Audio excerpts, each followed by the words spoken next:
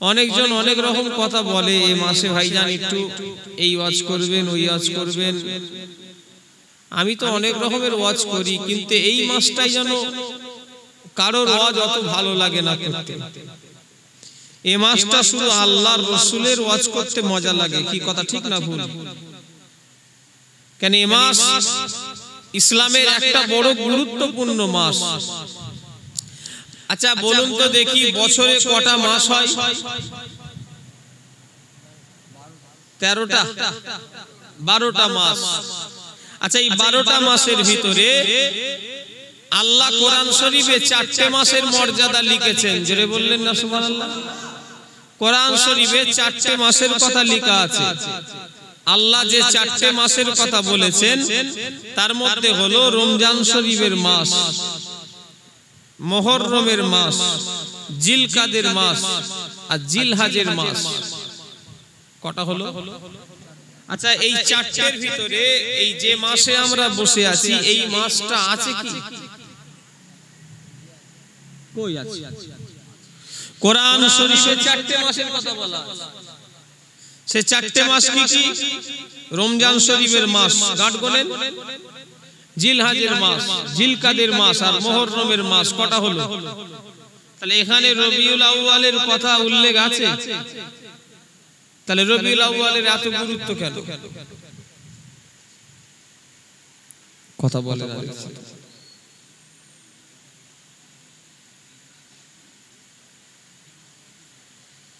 সে তো জানি, কিন্তু কোরআনেতে এই মাসের মর্যাদা নেই।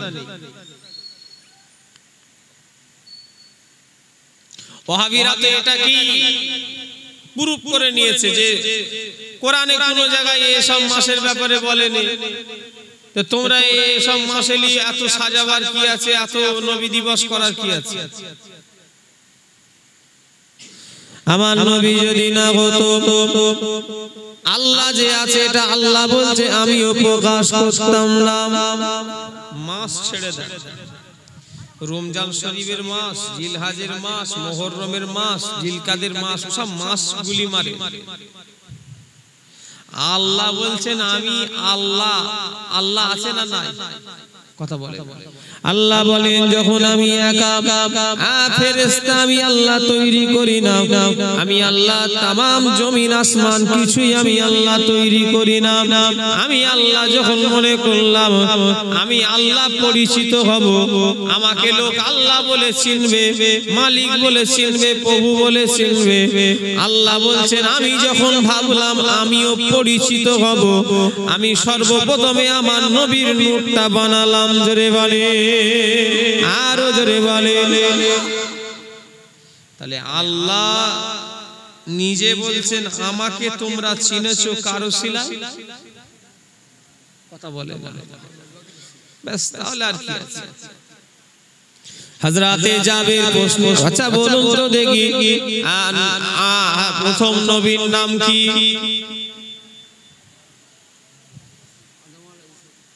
প্রথম নবীর নাম আল্লাহ নবী সাহাবা হযরতে জাবের রাদিয়াল্লাহু আনহু আল্লাহ নবীকে প্রশ্ন করেছিলেন, ইয়া রাসূলুল্লাহ, ইয়া হাবিবাল্লাহ, হুজুর বেয়াদবি মাফ করুন, আল্লাহ আপনাকে কবে থেকে নবী করেছেন?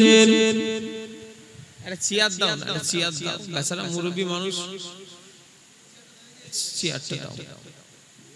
এই গ্রামের প্রাক্তন ইমাম, বহু বছর আপনাদের গ্রামে খেদমত করেছি।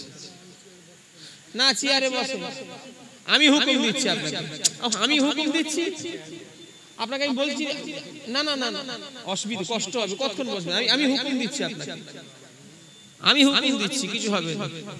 বসেন, আপনি চেয়ারই ও বসেন না, আপনি আপনার দিক দিয়ে ঠিক, আমি আমার দিক দিয়ে ঠিক। বসেন, আপনি আপনার দিকে ঠিক, আমি আমার দিকে ঠিক। মুরব্বী মানুষ, উনি অন্যদিকে আদবের দিকে খেয়াল করেন, কিন্তু উনি নিচেই বসলে ওনার কষ্ট হয়। আমার ভাই জানেরা, যুবকেরা, মুরব্বিয়ানগণেরা, ও মুসলমানের ছেলেরা, তাহলে প্রথম নবীর নাম কি? আল্লাহ নবী সাহাবা হযরতে জাবের নবীকে প্রশ্ন করলেন, আসসালাতু আসসালামু আলাইকা ইয়া রাসূলুল্লাহ হাবিবাল্লাহ, হুজুর আল্লাহ আপনাকে কবে থেকে নবী করেছেন? কি প্রশ্ন করছেন? হুজুর আপনাকে আল্লাহ কবে থেকে নবী করেছে? প্রথম নবীর নাম কি? আল্লাহ নবী বললেন, বাবা যাবে হযরতে আদম নবী দেহ আল্লাহ কি দিয়ে তৈরি করেছেন জানেন? আদম নবী কিসের তৈরি? আদম নবীর দেহ মাটি দিয়ে আল্লাহ তৈরি করেছেন। আদম নবীর দেহ আল্লাহ তৈরি করার আগে পানি এবং মাটিকে এক জায়গায় করে কাদা করে আদম নবীর দেহ বানানো হয়েছে। আদম নবী দেহর যে টেক্সচার সেটা পানি এবং মাটি দুটোকে এক জায়গায় করে কি করা হয়েছে? কাদা করা হয়েছে। আর কাদা করে আদম নবীর দেহ আল্লাহ তৈরি করেছে। আল্লাহ নবী বলে, বাবা যাবে আদম নবীর দেহ বানানো তো দূরের কথা, আদম নবীর দেহ তখন তৈরি করা তো দূরের কথা, পানি যখন পানির জায়গায় রয়েছে আর মাটি যখন মাটির জায়গায় পড়ে আছে, আদম নবীর দেহ বানানো হয় না। মাটি মাটির জায়গায় পড়ে আছে, পানি পানির জায়গায় পড়ে আছে। তার আগে থেকে আল্লাহ আমাকে নবী করেছে। জোরে বলে, আরো জোরে বলে। তাহলে প্রথম নবীকে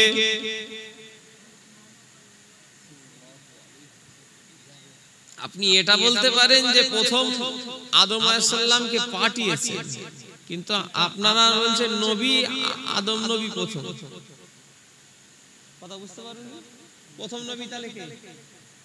আমার নবী আখিরি আউয়াল, আমার নবী হলো প্রথম নবী, আবার আমার নবী হলো শেষ নবী। যারা বললেন না সুবহানাল্লাহ। আমার নবী কি প্রথম, আমার নবী শেষ। আচ্ছা, আমার নবী কত বছর বয়সে নবী হয়েছে? যারা বলেন ও নবীর উম্মতিরা, আমার নবী কত বছর বয়সে নবী হয়েছে? আপনারা বলছেন 40 বছর বয়সে, আর হযরতে আমেনা বলছেন আমার বাচ্চা যখন দুনিয়ায় ভূমিষ্ঠ হলো, আমি আমেনা আমার বাচ্চার মুখের দিকে তাকালাম, আমি আমেনা দেখলাম আমার বাচ্চার ঠোঁটটা যেন কি যেন বলা বলি করে। আমি আমেনা আমার কানখানা আমার বাচ্চার নূরের ঠোঁটের কাছে নিয়ে গেলাম। আমি আমেনা শুনতে পেলাম আমার বাচ্চা শিশু নবী মুহাম্মদ সাল্লাল্লাহু আলাইহি ওয়াসাল্লাম বলছে, ইয়া রাব্বি গাবলি উম্মতি, ইয়া উম্মতি, ইয়া উম্মতি। ও আমার পাইক পাড়া ছেলেরা, আমি প্রশ্ন করেছি আপনাদের নবী কত বছর বয়সে নবী হয়েছে? আপনারা বললেন 40। আম্মা জান আমেনা বলছে আমার বাচ্চা দুনিয়ায় এসে বলছে, ইয়া রাব্বি গাবলি উম্মতি, উম্মতি। নবী যদি 40ই নবী হবে, এখানে উম্মত পেল কোথাও?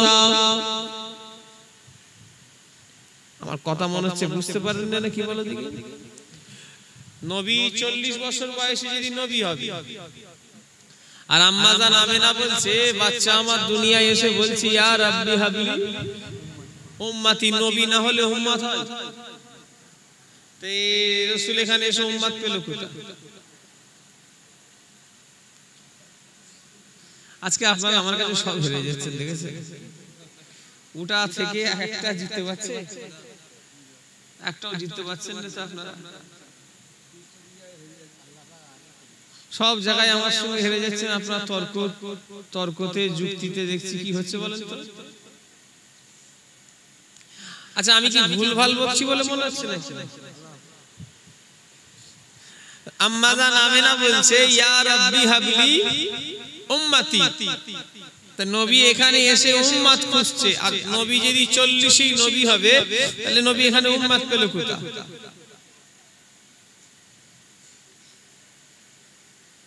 আল্লাহ নবী হযরতে আজরাইলের কাছে আল্লাহ নবীর কাছে হযরতে জিবরাইল ফেরেশতা আসছেন। আল্লাহ নবীর কাছে ফাতেমা রয়েছে। আল্লাহ নবী বললেন, ফাতেমা আমার কাছ থেকে চলে যাও, তোমার ছোট চাচা এসেছে। কে বলছেন? আমার রাসূল ফাতেমাকে তাড়িয়ে দিচ্ছে, চলে যাও। জিবরাইল ফেরেশতা আসছেন, বলছেন কে এসেছে তোমার ছোট চাচা। হযরতে ফাতেমা চলে যাওয়ার পরে আল্লাহ নবীকে জিবরাইল ফেরেশতা বলেছিলেন, ইয়া রাসূলুল্লাহ হাবিবাল্লাহ, হুজুর বেয়াদবি maaf করুন, আপনার চেয়ে তো আমি বয়সে অনেক বড়, আপনি হলেন শেষ নবী আর আমি সেই আদম নবী জামানা থেকে আসছি, হুজুর আপনি কেন ফাতেমাকে ছোট চাচা বললেন? আল্লাহ নবী বললেন, ভাই জিবরাইল, আল্লাহ যখন তোমায় পয়দা করেছিল, সৃষ্টি করেছিল, তুমি কি দেখতে পেয়েছিলে বলো? বলে আমি একটা আলো দেখতাম, একটা আলো দেখতাম, ওই আলোটা 12,000 বছর আমি দেখেছিলাম। আল্লাহ নবী বললেন, ওটা অন্য কেউ ছিল না, ওটা আমি নবী ছিলাম। জোরে বলে, আরো জোরে বলে। ও আমার ভাইজানেরা, যুবকেরা, আমার নবীর শান আল্লাহ এত দিয়েছে, আমার নবীর মর্যাদা আল্লাহ এত দিয়েছে, আল্লাহর পরে যদি কেউ হতে হয়, কেউ সেখানে হবে না। একটাই মাত্র আল্লাহর পরে যদি কারোর নাম হয়, সেটা হবে আমার নবীর নাম। জোরে বলে, আরো জোরে বলে। তাই তো আজকে গ্রামে এত টাকা খরচা করে নবী দিবস করা হচ্ছে। শুধু এত টাকা খরচা করে নয়, এই 2-3 দিন আগে একটা জলসা হলো, নবী দিবসে 15 লাখ টাকা একটা জলসায় খরচা। কত বললাম? 15। আমি তো শুনে কেমন হয়ে গেছে। আল্লাহ আল্লাহ, 15 লাখ টাকা খরচা করেছে। বললে এই বছরে ভাইজান 15 লাখ টাকা খরচা হয়েছে। সেই জলসা মানে বিশাল বাঁকুড়া। ক টাকা খরচা করেছে? আপনাদের গ্রামে ক টাকা হয়েছে?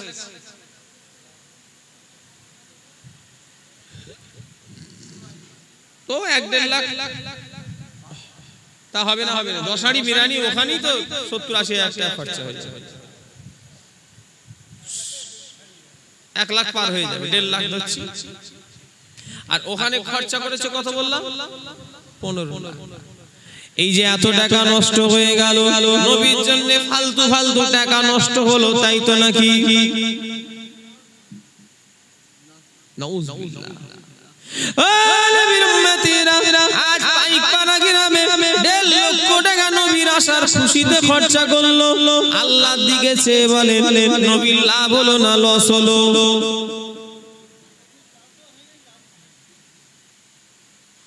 লাভ হয়নি, লস হয়নি, তাহলে কি হলো?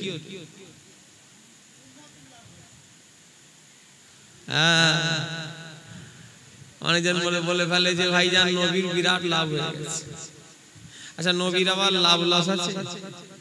তামাম দুনিয়ার মানুষ যদি নবী দিবস নাও করে, আমার নবীর কি কোনো ক্ষতি হবে না? পাইকপাড়া এ 9 বছর ধরে নবী দিবস হচ্ছে, এরা যদি বন্ধ করে দেয় 2024 সালে নবী দিবস বন্ধ হয়ে যাবে। খোদার কসম, নবীর কিছু ইজ্জত ছোট হবে না। আর যদি এরা যদি আরো বড় করে নবী দিবস করে, আমার নবীর ইজ্জত আরো বেড়ে যাবে না। নবীর ইজ্জত বাড়ানো কমানোর ক্ষমতা কারোর মানুষের হাতে নাই। নবীর ইজ্জত আমার আল্লাহ তামাম দুনিয়ায় আগে বাড়িয়ে দিয়েছে। জোরে বলে, আরো জোরে বলে। কথা ঠিক না ভুল? নবীর ইজ্জত কমানো বাড়ানো আমাদের হাতে আছে? আমাদের হাতে কি থাকবে? আমরা নাপাক, আর রাসূল কোথায় পাক? কি কথা ঠিক না ভুল? পবিত্র বলবেন। পবিত্র কথাটা গায়ের কমের ভাষা। অনেক মুসলমান বলে ফেলে, মুসলমান নাই, হুজুররাই বলে ফেলছে, পবিত্র মাহফিলে চলে আসো, নবী পবিত্র ছিল। নাউজুবিল্লাহ। আমার দাদুজান ছোট হুজুর কেবলা পবিত্র কথা শুনলে খুব রেগে যেতেন। দেখতে বলে, কে মাওলানা আওয়াজ করছে? বেয়াদব। পবিত্র পাক বলতে পারে না? শুনছেন না? পাক পবিত্র কথাটা আমাদের বলা নবীর সাথে মানাই না। আমার ভাই জানেরা, যুবকেরা, মুরব্বিয়ান গণেরা, ও মুসলমানের ছেলেরা, ও নবীর উম্মতিরা, আমার ভাই জানেরা, যাই হোক আমি যে কথা বলছিলাম, নবীর ইজ্জত আল্লাহ আমাদের হাতে দেয় না যে আমরা কমাবো আমরা বাড়াবো। আজকে যে নবী দিবস হচ্ছে এই গ্রামে অনেক মানুষ আছে 10টা টাকা দিতে গেলে 10,000 করে কথা শোনায়, আছে না নাই? শুধু এই গ্রাম কেন, কম বেশি সব জায়গায় আছে। 10 টাকা চাঁদা দেবে, আবার বলবে আমার ঘরের সামনে যেন লাইট আসে, একটা লাইট ভাড়াই 35 টাকা। শুনছেন না আমার কথা? আবার বলবে বিরিয়ানি ঠান্ডা না হয় ভালো দেখে একটু গোস্ট দেখে দিবি। আর যে বিরিয়ানি করেছে ওই বিরিয়ানিটার প্লেটই 70 টাকা। কথা বুঝতে পারছেন না নাকি? দিচ্ছে ক টাকা? কথা বলেন দেখছি তো, 10 টাকা। আর ও যে যে বাদন দিচ্ছে কত টাকা?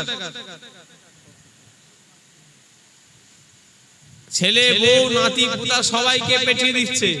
ওই 1 প্লেট করে হিসাব করলে ধরতে গেলে সব বাড়িতে হয়তো 8-7-8 জন আছে। হিসাব করে দেখুন দেখি 1000 টাকা তো ওর বাড়িতে ঢুকে যাচ্ছে।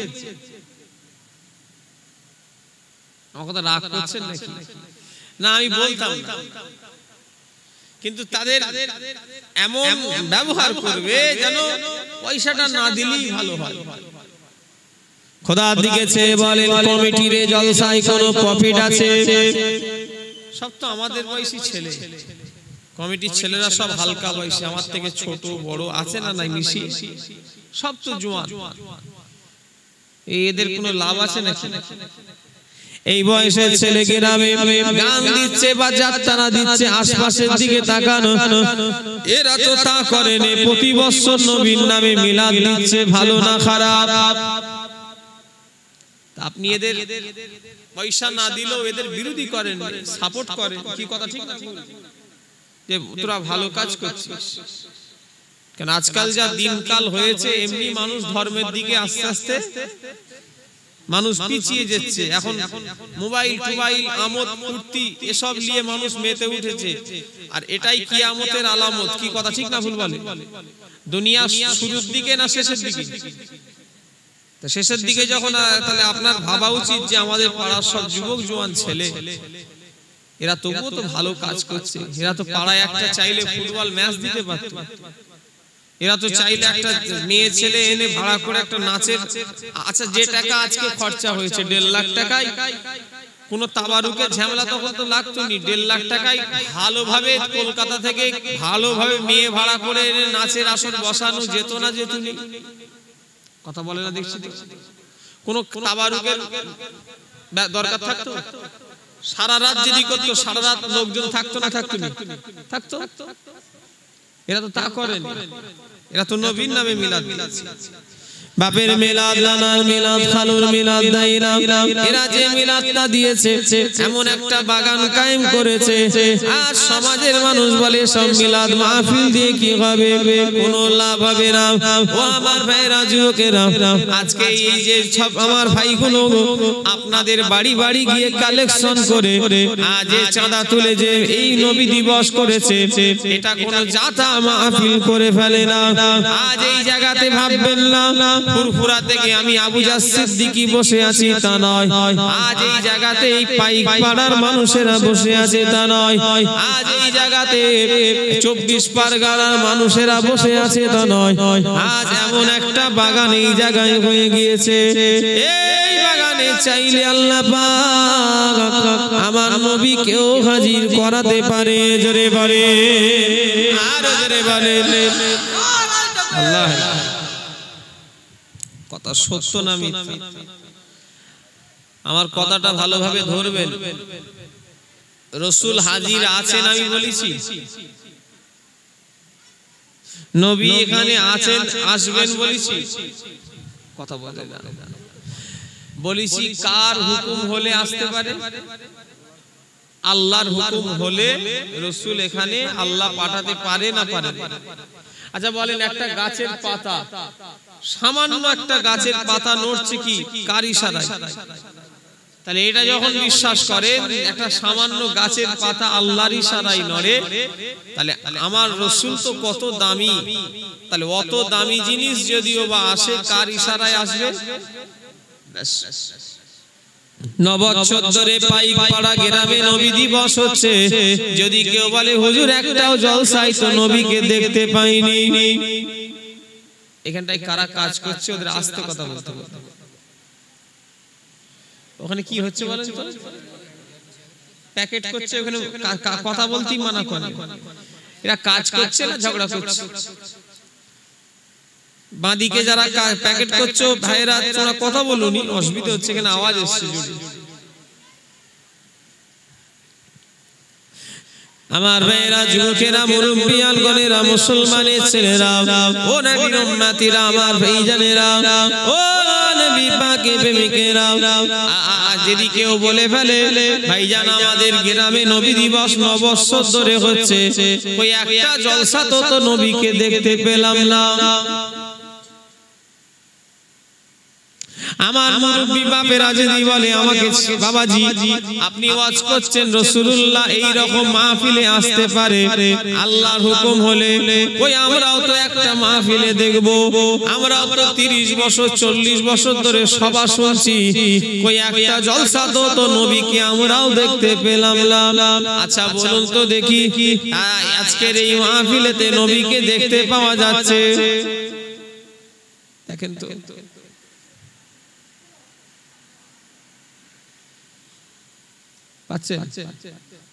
তার মানে রাসূল এখানে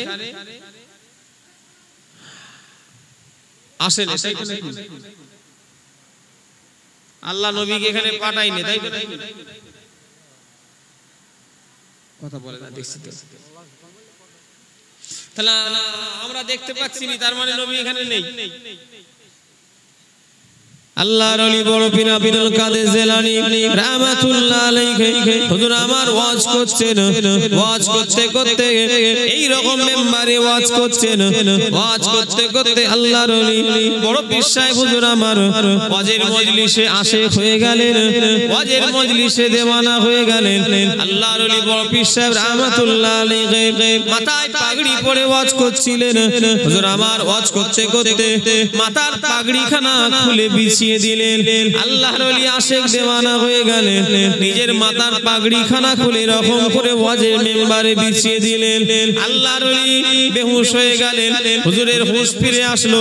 হুজুরকে জিজ্ঞাসা করা হলো, হুজুর বেয়াদবি মাফ করবেন, আপনি কেন আজকে ওয়াজ করতে করতে আপনি কেন আশিক হয়ে গেলেন, দেওয়ানা হয়ে গেলেন? হুজুর আপনার কেন পাগড়িটা খুলে কেন বিছিয়ে দিলেন? কি ব্যাপার, কি কারণ বুঝতে পারি না। আল্লাহর ওলি বড় পীর সাহেব বললেন, বাবা আমি আব্দুল কাদের আজকে ওয়াজ করতে করতে কেন আশিক হয়ে গিয়েছিলাম জানো? আমি আব্দুল কাদের ওয়াজ করতে করতে আমি দেখছি আমার ওয়াজের মজলিসে আল্লাহ নবী সাহাবাদের নিয়ে হাজির হতে লেগেছেন। আমি রাসূলুল্লাহর আশা দেখে আমি আব্দুল কাদের আশিক হয়ে গেলাম, আমি আব্দুল কাদের দেওয়ানা হয়ে গেলাম। আমি নবীর আশায় আমি আব্দুল কাদের আমার পাগড়িখানা খুলে বিছিয়ে দিলাম। জোরে বলেন, আরো জোরে বলেন। তাহলে হুজুরের কি ছিল? কথা বলে না, চোখ আমাদের মুজাদ্দিদুল জামানের দরবারে টিনের আটচালা দেখেছেন। কথা বলে না, বলেন বলেন। টিনের আটচালা গেছেন, কারা কারা টিনের আটচালা দেখেছেন একটু হাত তোলেন তো দেখি। আপনি জানেন একবার টিনের আটচালা দেখেন? ওই টিনের আটচালার ভিতরে মুজাদ্দিদুল জামানের দাদা হুজুর কেবলার খলিফা, যিনার নাম হলো বসিরহাটের বড় মাওলানা আল্লামা ইহিন আল্লামা রুহুল আমিন রাহমাতুল্লাহ আলাইহি হুজুরকে মুজাদ্দিদুল জামান বললেন, ও বাবা রুহুল আমিন, বাবা রুহুল আমিন ওই মেম্বারে ওয়াজ করো। ওই টিনের আটচালার ভিতরে আল্লামা রুহুল আমিন ওয়াজ করতে লেগেছেন। ওই এই যে যেখানটায় আমি বসে আছি না, এটাকে কি বলে? কথা বলে স্টেজ। এই ছেলেটা খুব ভালো ছিল জানো। আর তোমরা যা চাদর দিয়েছো না, আমার লোক আমি যদি একটু পরে উঠি, আধ ঘন্টার মতো 1 ঘন্টার মতো বসার পরে লোক করে হুজুর পেশাব করে ফেলেছে। না গরম না, এটা সেই চাদর তো, এটাকে সরিয়ে নিতে হবে দুটো, আমার অসুবিধা হচ্ছে। ফুল ভিজে যাবে, সে কি কি দিয়া থাকে আল্লাহ জানে। এই চাদরটাই কি বল দেখি, ও একই অবস্থা মনে হচ্ছে।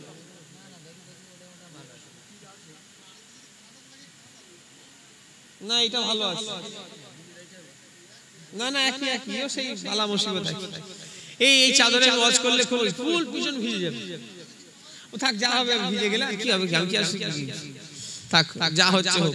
দরুদ শরীফ আল্লাহুম্মা সাল্লি আলা সাইয়্যিদিনা মুহাম্মদ ওয়া আলা আলি সাইয়্যিদিনা। কি থাকে বলেন তো এরকম চাদরে? নুন যে না, এই কোয়ালিটির চাদরে আমি দেখেছি বসলি ভিজে যায়। আমার ভাইজানেরা, যুবকেরা, মুরব্বিয়ানগণেরা, আমি যে কথা বলছি ছাড়েন, যা হচ্ছে ও একই অবস্থা।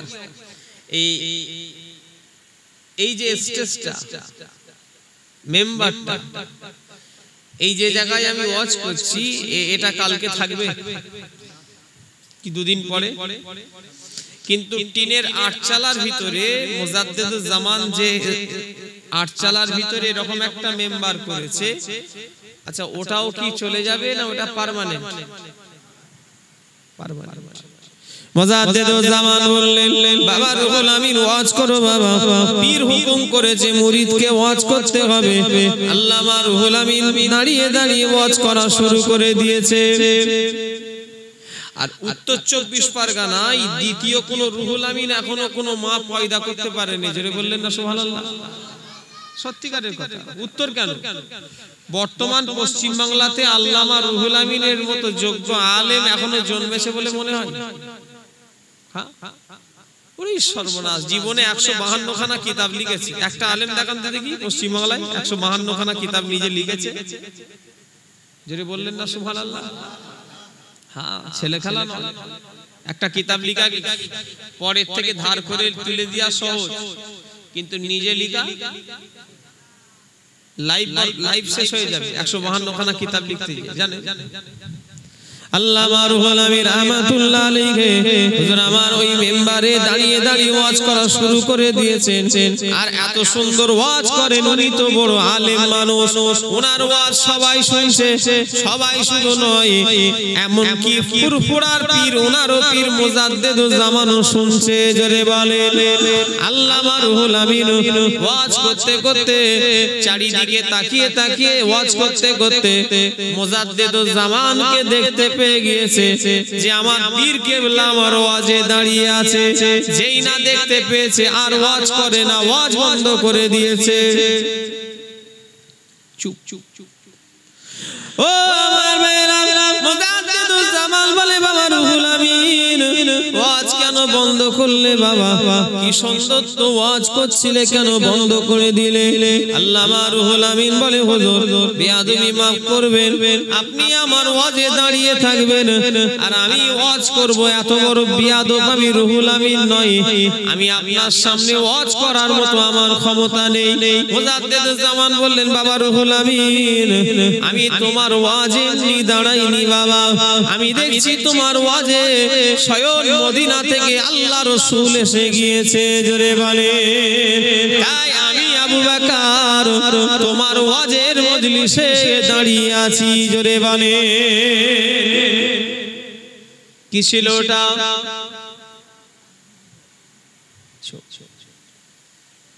আমাদের থাকলে আমরা সেই রকম রাসূলের সঙ্গে মহব্বত করতে হবে। তো কলিকাতা জমিনে শুয়ে আছেন হযরতে সুফি ফাতেহ আলী ভাইসি রাহমাতুল্লাহ আলাইহি। ওনার দরবারে যখন কোনো মানুষ যেতেন মুরিদ হওয়ার জন্য, হুজুর বলতেন, বাবা কি দাই বাড়ি কি করতে এসেছো? কথাই উদাহরণ স্বরূপ বলছি, হুজুর আমার পাইকপাড়া গ্রামে বাড়ি, কি খবর এসেছো বাবা? হুজুর আমি আপনার হাতে মুরিদ হওয়ার জন্য এসেছি। হুজুর বলতেন, বাবা মুরিদ করতে পারি, শর্ত মানতে পারবে? এই কোথায় বাড়ি? বলে হুজুর আমার পাইকপাড়ায় বাড়ি। কথাই বলছি। হুজুর বলতেন, বাবা কি খবর এসেছো আমার দরবারে? কলকাতায় মানিকতলায়। বললো হুজুর আমি মুরিদ হব বলে এসেছি। হুজুর বলতে, বাবা মুরিদ করতে পারি, শর্ত মানতে পারবে? কি বলতেন? শর্ত। হুজুর কি শর্ত? আমার বিনা হুকুমে বিনা পারমিশনে বাড়ি যাওয়া যাবে না, আমি যতক্ষণ না হুকুম দেব ঘরে যেতে পারবে না, যাতে যদিন লাগবে সেটা আমার ব্যাপার। কেউ মুরিদ হবে যে হুজুর ধরে কি কাজ কাম বউ ছেলে মেয়ে সব হারাবো না কি? হ্যাঁ কি বলেন বলেন? কেউ হবে না? আপনারা পাইক পারলো কেউ মুরিদ হবেন যে 1 মাস হোক 2 মাস হোক 1 বছর হোক বাড়ি যেতে পারবেন, 5 বছরও লেগে যেতে পারে, কি করবেন? মুরিদ হবেন হুজুরের কাছে? বলে হুজুর পেশাব করতে পেশাব পেয়েছে এক্ষুনি আসছে, ওই গাড়ি ধরবে সোজা ঘর। কথা ঠিক না বল? আল্লাহর ওলি শফি ফাতে আলী আইসি রাহমাতুল্লাহ আলাইহি জিজ্ঞাসা করা হলো হুজুর বিয়াদবি মাফ করুন হুজুর, সবাই পীরেরা মুরিদ করে সবক দিয়ে আমল দিয়ে ছেড়ে দেয়, হুজুর আপনি কেন আপনার দরবারে রেখে দেন? এর কারণটা কি বুঝতে পারি না। আল্লাহর ওলি শফি ফাতে আলী আইসি হুজুর বললেন, বাবা অন্য পীরেরা সবক দিয়ে আমল দিয়ে ছেড়ে দেয়, আমি আমার দরবারে কেন রেখে দিই জানো? আমি আমার হাতে যে হাত দেবে আমি তাকে বাড়িতে যেতে দেব না, যতক্ষণ না আমার মুরিদানের সঙ্গে আল্লাহ নবীর দিদার করাতে পারবো আমি তাকে বাড়িতে যেতে দিই না। আর আমার যে হাতে হাত দেবে আমি তার সঙ্গে রাসূলের দিদার করি বাড়ি পাঠাবো। জোরে বলে আর জোরে বলে। কি রকম আশিকে রাসূল ছিল, ওনার লাকাবই ছিল রাসূলে নোমা। জোরে বললেন না সুবহানাল্লাহ? যখন যখন যখন ইচ্ছা করতেন আল্লাহ রাসূলকে দেখতে পেতেন। জোরে বললেন না সুবহানাল্লাহ? আচ্ছা বলেন, এই রকম ফ্যাসিলিটি যদি দেয় থাকবেন না চলে যাবেন? কেন একবার দিদার পেলেই 7টা জাহান্নামের আগুন হারাম। আমার ভাই জানেরা, যুবকেরা, নওজোয়ানেরা, ওনার সঙ্গে রাসূলের এতটা সম্পর্ক ছিল। কলিকা আলিয়া মাদ্রাসার প্রফেসর মানিকতলায় গিয়ে হুজুরের দরবারে মাঝে মাঝে যেতেন।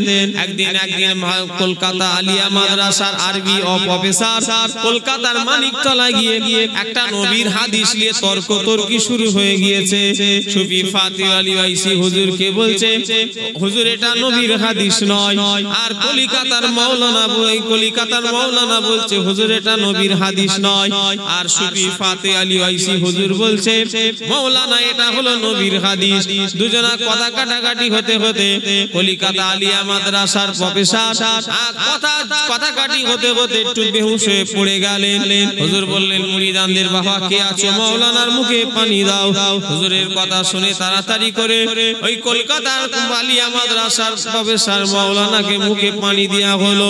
কিছুক্ষণ পরে হুঁশ যখন ফিরে এলো, হুজুরের পা দুখানা জড়িয়ে ধরে মাওলানা বলছে, হুজুর মাফ করে দেন। হুজুর লোককে বুঝতে দেয় না, শুধু বলছে, বাবা ছেড়ে দাও, কি অন্যায় করেছো বলো, কেন মাফ চাইছো? বলে, হুজুর আপনাকে আমি বলেছিলাম যে এটা নবীর হাদিস নয়, আপনি বললেন হাদিস।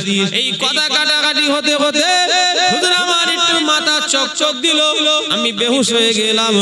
আর যেই না বেহুশ হয়ে গিয়েছি, আল্লাহ রাসূল আমাকে এসে বলতে লেগেছে, এই কলকাতার মাওলানা, আমার শফি ফাতে আলী আইসির সঙ্গে খামাখাই তর্ক করো না, ও যেটা বলছে ওটাই মেনে নাও, ওটা আমি নবী আমারই হাদিস। জোরে বলে আর জোরে বলে।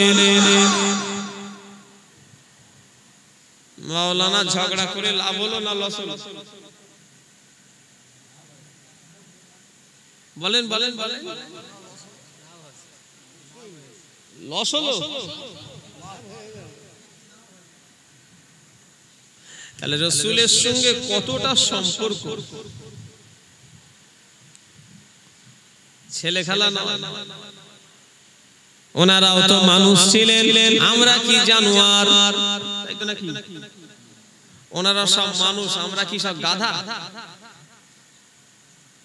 খাজা হুজুরও মানুষ ছিলেন, বড় পীর সাহেব হুজুরও মানুষ ছিলেন, শফি ফাতে আলী আইসি হুজুর মানুষ ছিলেন, মুজাদ্দিদুজ্জামান ফুরফুরার পীর সাহেবও মানুষ ছিলেন, মুফতি আল্লামা রুহুল আমিন তিনিও মানুষ ছিলেন, পাঁচ হুজুর কিবলা তিনারাও মানুষ ছিলেন। আমরা কি বলেন? আমরা মানুষ। ওনারা যদি পারে আমরা পারবো না, পারবো নি বলে। কথা বলে না দেখছি তো। আচ্ছা ওনারা কি সব মায়ের পেট থেকে সব হাসিল করেছে না ইবাদত করে পেয়েছে? আচ্ছা ওনাদের মতো চাইলে আমরা পারবো না? কথা বলে হিন্দু ঘরের ছেলে নাম হলো সুফি আব্দুল মোমেন রাহমাতুল্লাহ আলাইহি। কেউ কি গিয়েছেন আমি জানি না, গেছেন মাকবুল শরীফ? কারা কারা গেছেন একটু হাত তোলেন তো মাশাআল্লাহ। হিন্দু ঘরের ছেলে প্রতাপ চন্দ্র সেন, তিনার নাম পরবর্তীকালে সুফি আব্দুল মোমেন। টানা 25টা বছর জঙ্গলে ইবাদত করে ফুরফুরায় যখন ফিরে এসেছে মুজাদ্দিদুল জামানের দরবারে, একদিন বসে আছে একটা আলেম, বেড়া একটা আলেম এসেছে। ওই আলেমটা এত বড় জ্ঞানী, হাদিস কোরআন ফিকহ ফারায়েদ উসুল বালাগাত সব দিক দিয়ে দক্ষতা, আরবিতে কথা বলতে পারে, বিরাট তার জ্ঞান। সবাই তার সঙ্গে মুসাফা করছে, কিন্তু যে হিন্দু থেকে মুসলমান হয়েছে সুফি আব্দুল মোমেন, সে কিন্তু বসে আছে, মুসাফা করে না। আলেমটা যখন চলে গেল আব্দুল মোমেনকে জিজ্ঞাসা করা হলো, আব্দুল মোমেন সবাই মুসাফা করলো, তুমি কেন মুসাফা করলে না? আব্দুল মোমেন বলল, তোমরা মুসাফা করো, আমি আব্দুল মোমেন কখনো মুসাফা করব না, কারণ আমি ওই আলেমটাকে দেখেছি, আমি আলেমটা জানি এক বিড়ি খেতে, আমি দেখেছি আলেমটা বিড়ি খায়। আমি আব্দুল মোমেন কখনো বিড়িখোরের সঙ্গে আমার হাত আমি মিলাবো না। কারণ কি জানো? আমি আব্দুল মোমেনের দুটো হাত তোমরা দেখতে পাচ্ছ, এটা কোনো সাধারণ হাত মনে করো না। আমি আব্দুল মোমেন এই হাত দিয়ে কদিন আগে আল্লাহ রাসূলের সঙ্গে আমি মুসাফা করে ফেলেছি। জোরে বলে, আরো জোরে বলে। কার ঘরের ছেলে? তাহলে তিনি যদি এত বড় দরজা পেতে পারে, বলে না আমরা পারবো না? পারবো না, কথা বলে না দেখছি তো। আমাদের চেষ্টা কই? মানলে আবু বকর না মানলে আবু জেহেল, লা ইয়ানু আহাদুকুম হাত্তা আকুনা আহাব্বা ইলাইহি মিন ওয়ালিদিহি ওয়া ওয়ালাদিহি ওয়ান নাসি আজমাইন। ও আমার ভাইরা, আল্লাহ নবী বলেন তোমাদের মা বাপ পরিবার পরিজনের থেকে ছেলে পুলে সবার থেকে আমি নবী আমাকে বেশি বেশি পরিমাণ ভালোবাসতে হবে। যতক্ষণ না তোমরা আমাকে ভালো না বাসতে পারবে তোমরা কখনোই মুমিন হতে পারবে না। ও আমার ভাইজানেরা, পাইক পাড়া ছেলেরা, আল্লাহর দিকে চেয়ে বলেন আমরা নবীকে কি সত্যিকারের ভালোবাসি না মুখে ভালোবাসি? কথা বলেন। নবীর জন্য জীবন কারা কারা দিতে পারবেন? হাত তোলেন দেখি।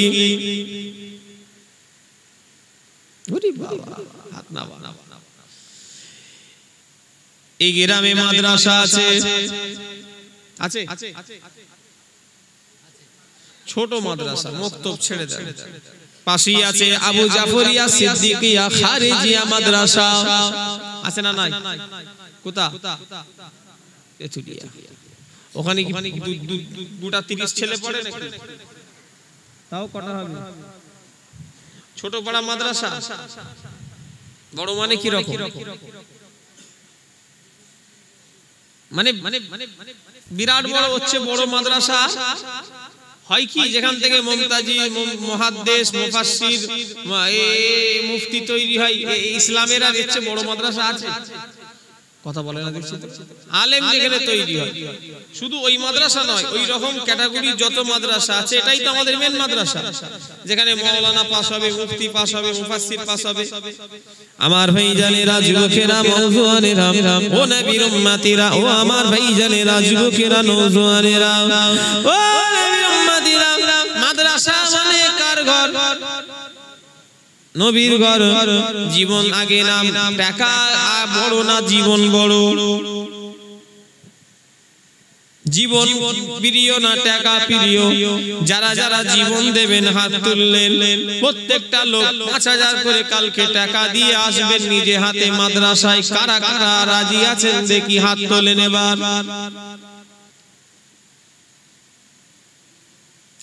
আমি দিতে হবে, এটা পরীক্ষা। হাত উঠলো? হাওয়া খুলে দিয়েছি। কথা বলে না দেখছি তো। জীবন দেওয়ার বেলায় নিজ স্বার্থে সবাই হাত তুলে ফেললো, এতে কোনো পয়সা লাগে না। আর যেই নবীরই জন্য জীবন দেবে, অথচ জীবনের থেকে টাকা আগে দাম বেশি না কম? কথা বলে না দেখছি তো। টাকার দাম কম, নবীর জন্য নবীর ঘরে মাদ্রাসায় ৫,০০০ টাকা লাগে, তখন অত সহজ নয়। আল্লাহ নবী একটা সাহাবাদের ঘরে বস্তার ভিতরে পুরে দিয়ে মুখটা বেঁধে বেঁধে মারতে মারতে মেরে ফেলা হয়েছে। সাহাবা হুজুরের কোনো দোষ ছিল না, সাহাবা হুজুরদের একটাই দোষ ছিল, নবীকে নবী বলে মানার জন্য, আল্লাহকে আল্লাহ বলে মানার জন্য বস্তার ভিতরে পুরে মুখ বেঁধে মারতে মারতে মেরে ফেলা হয়েছে। বল সাহাবীদের ঘরে অফার করা হয়েছে, নবী ছাড় নাই গো, তোদের ঘরে জীবন দিতে হবে। নবী সাহাবারা জীবন দিতে রাজি হয়েছে, তথাপিও নবী ছাড়তে রাজি নয়। জোরে বলেন খোদার দিকে চেয়ে বলেন, এই রকম ঈমান আমাদের আছে বলে মনে হয়? বেকার খামাখাই হাত তুলিছে। খোদা না করুক ওই রকম সিচুয়েশন যদি আসে, জীবন দেবেন? অত সহজ? মুখে বলা যায় যে জীবন দেবো, কিন্তু হাকিকাতে, আর হাকিকাতে যদি নাও করি আমাদের কোনো দাম নাই।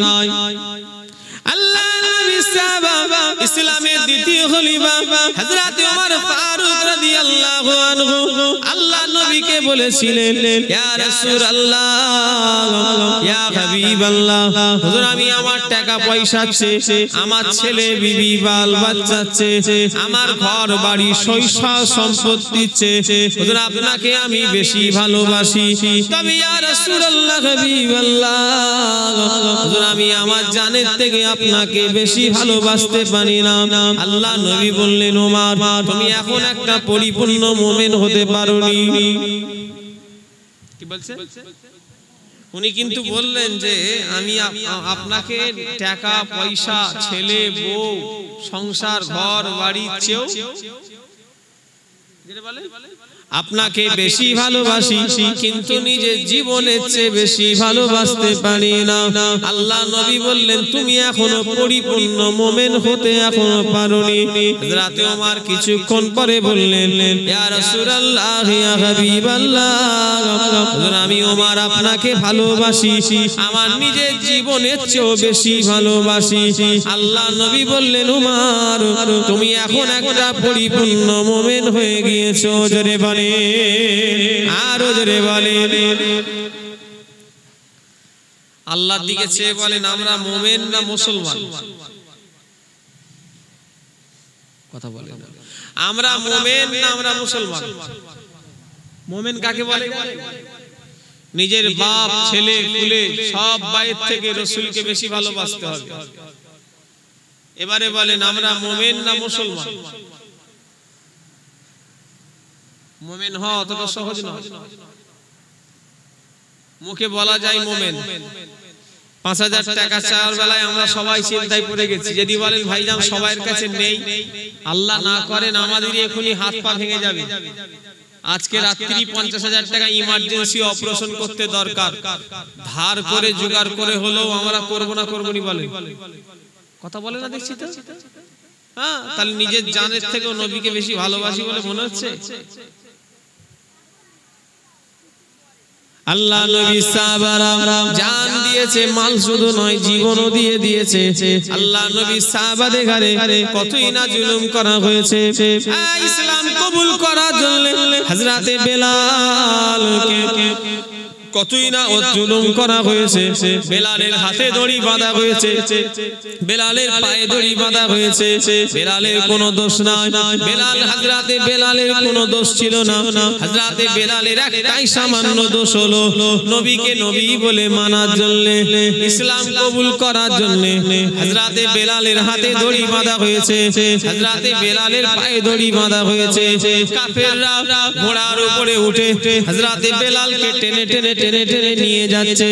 তামাম শরীরের চামড়াগুলো এক জায়গায় জায়গায় হযরতে বেলালের জড়ো হয়ে গিয়েছে। হযরতে বেলালের তামাম শরীরের চামড়া বলে কোনো জিনিস ছিল না। হযরতে বেলালের বুকে বড় বড় বড় বড় পাথর চাপিয়ে দেওয়া হয়েছে। ও ভাই জানেরা, বেলালকে যে জুলুম যে অত্যাচার করেছে, একটা চোরকে, একটা ডাকাতকে, একটা খুনিকে কত জুলুম অত্যাচার দুনিয়ার মানুষ করে না। হযরতে বেলালের উপরে বুকের উপরে বড় বড় পাথর চাপিয়ে দেওয়া হয়েছে। হযরতে বেলালকে পাথর ছুঁড়ে ছুঁড়ে মারা হয়েছে। হযরতে বেলালের সামাম শরীরটা চামড়াগুলো ছিঁড়ে এক জায়গায় জড়ো হয়ে গিয়েছে। হযরতে বেলালের বুকে যখন পাথর চাপিয়ে দেওয়া হয়েছে, হযরতে বেলালের তখন হালকা হালকা করে নিঃশ্বাস ফেলছে। কাফেরেরা ওই অবস্থাতে বলল, বেলাল একবার নবীর দল থেকে চলে আয়, আমরা তোকে আর মারবো না, তোকে ছেড়ে দেবো। হযরতে বেলাল ওই বুকে বড় পাথর নিয়ে বলেছিল, এ কাফেরেরা, বেদিনেরা, বেঈমানেরা, আমি বেলাল জীবন দিতে রাজি, বেলাল কখনোই নবী ছাড়তে রাজি নয়। জোরে বলে, আরো জোরে হবে না।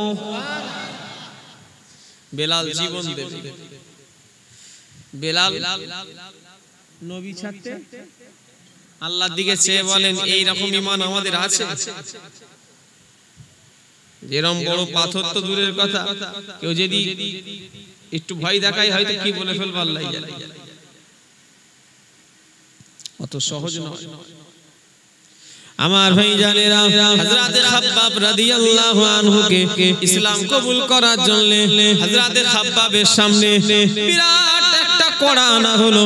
ওই কড়ায় আর তেল দিবা হলো। হযরতে খাব্বাবকে ওই তেল টকবক টকবক করে ফোটানো হচ্ছে। হযরতে খাব্বাবের সামনে কড়ায় তেল ভর্তি টকবক করছে। হযরতে খাব্বাবকে বলা হলো, এ হযরতে খাব্বাব, তুই কেন নবীর দল করলি? তোকে আমরা ওই গরম তেলে পুড়িয়ে মেরে দেবো, তুই নবীর দল ছেড়ে চলে আয়। কি বলছিস বল? যদি না আমাদের কথা শুনিস, ওই তেলে তোকে যেতে হবে, আর যদি শুনিস তোকে তেলে যেতে হবে না। হযরতে খাব্বাব তেলের দিকে তাকায়। হযরতে খাব্বাব কাফেরদের বলে, এ মক্কার কাফেরেরা, খাব্বাব জীবন দেবে, তথাপি খাব্বাব নবী ছাড়বে না। জোরে বলে, আরো জোরে বলে। হযরতে খাব্বাব হুজুরকে ওই গরম তেলে পুড়িয়ে মেরে দিল শয়তানেরা, কাফেরের বাচ্চারা। আল্লাহ মাফ করে। বলুন তো দেখি, আমাদের যদি কেউ একটা আগুন যদি ধরে আগুনের সামনে দেয়, বলেন আমাদের ঈমান এত মজবুত সাহাবাদের মতো? কথা বলে না, দেখছি তো। নবী সাহাবারা যদি আমাদের দেখে, আমাদের মুসলমানই মনে করবে না। কি বললাম? নবী সাহাবারা যদি আমাদের ঘরে দেখে, আমাদের ঘরে মুসলমান ধর্মের অনুসারী মনে, কথা বলে না, দেখছি তো, মনেই করবেন যে এরা সব মুসলমান। ওনারা অবাক হয়ে যায়। ও নবীর উম্মতিরা, আমার ভাইরা, যুবকেরা, ও মুসলমানের ছেলেরা, ও আমার ভাইরা, নওজোয়ানেরা, তাই আমি আপনাদের ভাই বলে গেলাম, নবীকে ভালোবাসেন। নবীকে ভালোবাসলে আল্লাহ আপনার ইজ্জত বাড়াবে। আর নবীর সঙ্গে দুশমনি করলে তামাম দুনিয়া তার ইজ্জত ছোট হয়ে যাবে। আখিরাতে তো ছোট হবে, ছেড়ে দেন, ও দুনিয়া তো ইজ্জত ছোট হবে। আর আমার নবীর বিরুদ্ধে যারা সমালোচনা করবে, ভাবতে হবে তারা সব জারোর সন্তান। এটা কিন্তু কিতাব। যারা রাসূলুল্লাহকে উল্টো পাল্টা কথা বলবে, তারা তাদের জন্মের, কথা বলে না, দেখছি ঠিক নেই। 100টা যদি কোন লোক যদি নবীর বিরোধিতা করে, নবীকে যদি উল্টো পাল্টা কথা বলে, ভাবতে হবে তাদের জন্ম ঠিক নাই। কেন? জন্মের যাদের ঠিক নেই তারাই হালালি সন্তান হলে নবীর বিরোধী। ওলীদ ইবনে মুগীরা যখন নবীকে পাগল বলল, হ্যাঁ কেন?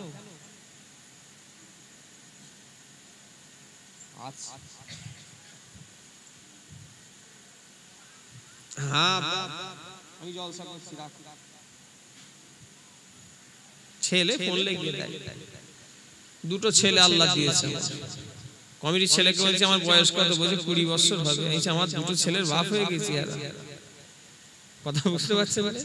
ছেলে ফোন লিখে দিয়েছেন আব্বার সঙ্গে কথা বলতে। যাক আল্লাহ দুটো আমার ছেলে দিয়েছে, আল্লাহ হায়াত দারাজ করে, বলুন আল্লাহুম্মা আমিন। হ্যাঁ আমার ভাইজানেরা, যুবকেরা, ও আমার মুরব্বিয়ান গণেরা, ও মুসলমানের ছেলেরা, নবীর উম্মতিরা, ও আমার ভাইরা, নবীর সঙ্গে যদি যারা দুশমনি করবে ভাবতে হবে তারা যার সন্তান। কেন ওলীদ ইবনে মুগীরা যখন আমার নবীকে পাগল বলে গাল দিল, কি বলে গাল দিল? পাগল। ও নবীর উম্মতিরা, আল্লাহ নবী বললেন ওলীদ ইবনে মুগীরা হলো যার সন্তান।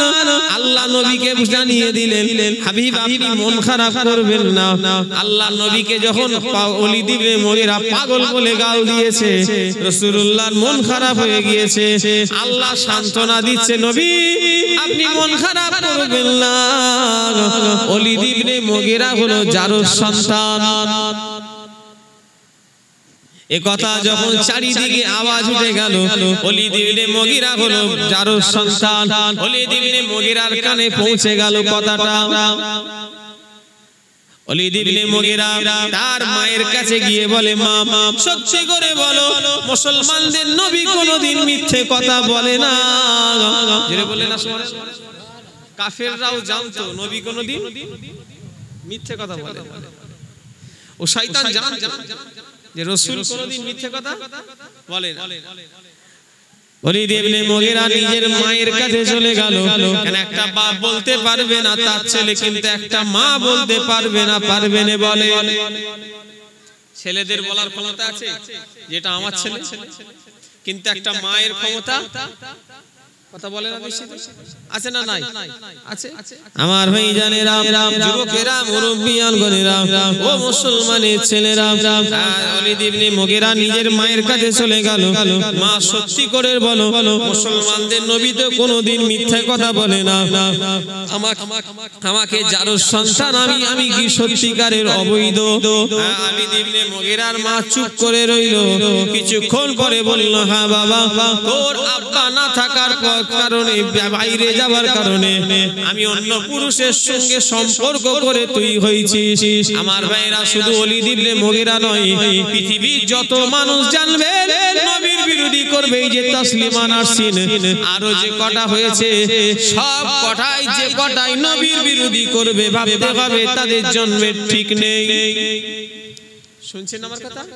হ্যাঁ, এটা ভেবে নেবেন। চ্যালেঞ্জ করছি 100% যারা রাসূলের বিরুদ্ধে উল্টো পাল্টা বলবে, ভাবতে হবে তাদের জন্মের ঠিক নেই। আর অবৈধ সন্তান ছাড়া রাসূলুল্লাহর বিরোধী করবে।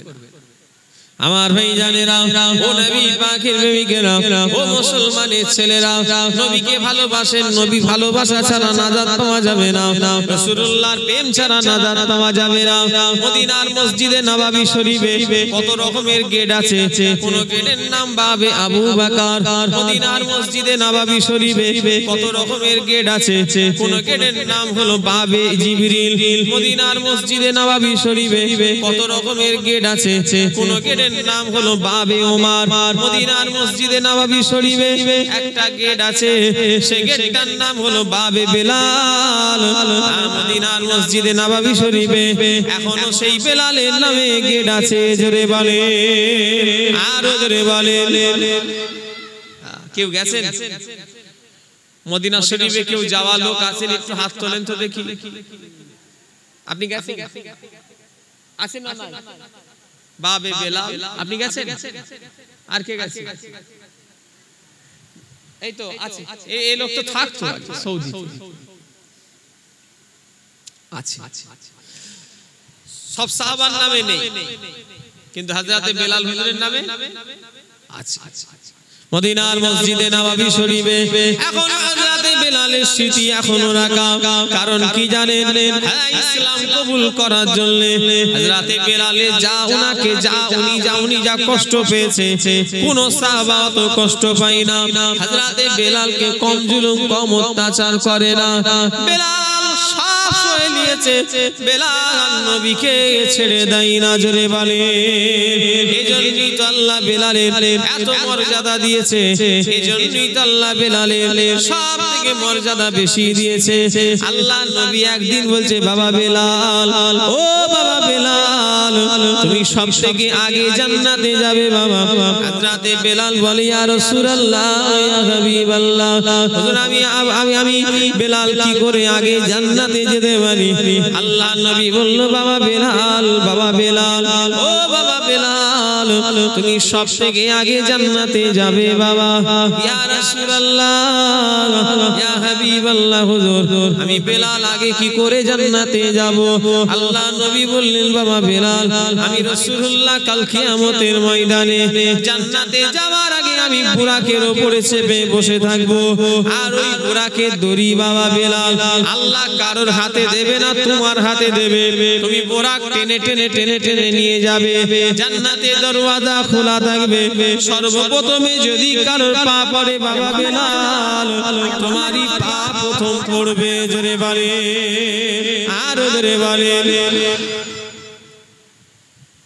এমনি নয়, ভালোবাসা দেখিয়েছেন বলে আল্লাহ হযরতে বেলালের এত মর্যাদা দিয়েছে।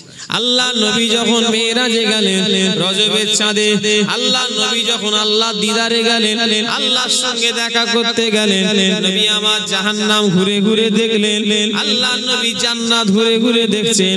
হযরতে জিবরাইলকে সাথে করে নিয়ে নবী আমার জান্নাত পরিদর্শন করছেন। আল্লাহ নবী মেরাজের রাতে জান্নাতের ভিতরে হযরতে জিবরাইলকে সাথে করে নিয়ে মাঝে মাঝে মাঝে মাঝে মাঝে মাঝে থমকে দাঁড়িয়ে যাচ্ছে। আল্লাহ নবী আবার হাঁটা শুরু করছে, আবার জান্নাতের ভিতরে মাঝে মাঝে মাঝে মাঝে থমকে দাঁড়িয়ে যাচ্ছে। হযরতে জিবরাইল বললেন, ইয়া রাসূলুল্লাহ, ইয়া হাবিবাল্লাহ, হুজুর বেয়াদবি maaf করুন, আপনি কেন মাঝে মাঝে মাঝে মাঝে থমকে থমকে দাঁড়িয়ে যাচ্ছেন? আল্লাহ নবী বললেন, ও ভাই জিবরাইল, আমি নবী আজকে এই জান্নাতের ভিতরে কারো যেন পায়ের আওয়াজ পাচ্ছি, কারো যেন পায়ের আমি শব্দ পাচ্ছি। আর যখনই আমি কারোর পায়ের শব্দ পাচ্ছি, আমি তখনই দাঁড়িয়ে যাচ্ছি, কিন্তু আশপাশে কাউকে দেখতে পাচ্ছি না। হযরতে জিবরাইল বললেন, ইয়া রাসূলুল্লাহ, হাবিবাল্লাহ, হুজুর বেয়াদবি maaf করুন, হুজুর আপনি পায়ের আওয়াজ পাচ্ছেন ঠিক কথা, তবে আপনি তাকে দেখতে পাবেন না। কারণ কি জানেন? ওটা কোন দুনিয়ার জান্নাতের ভিতরে কেউ চলাফেরা করে না। আপনার সাহাবী বেলাল দুনিয়ায় চলাফেরা করছে, আর আপনার সাহাবা বেলালের পায়ের আওয়াজ আল্লাহ জান্নাতে বাজাচ্ছে। জোরে বলে, আর জোরে বলে। ছেলে খালা হযরতে বেলাল চলছে কোথায়?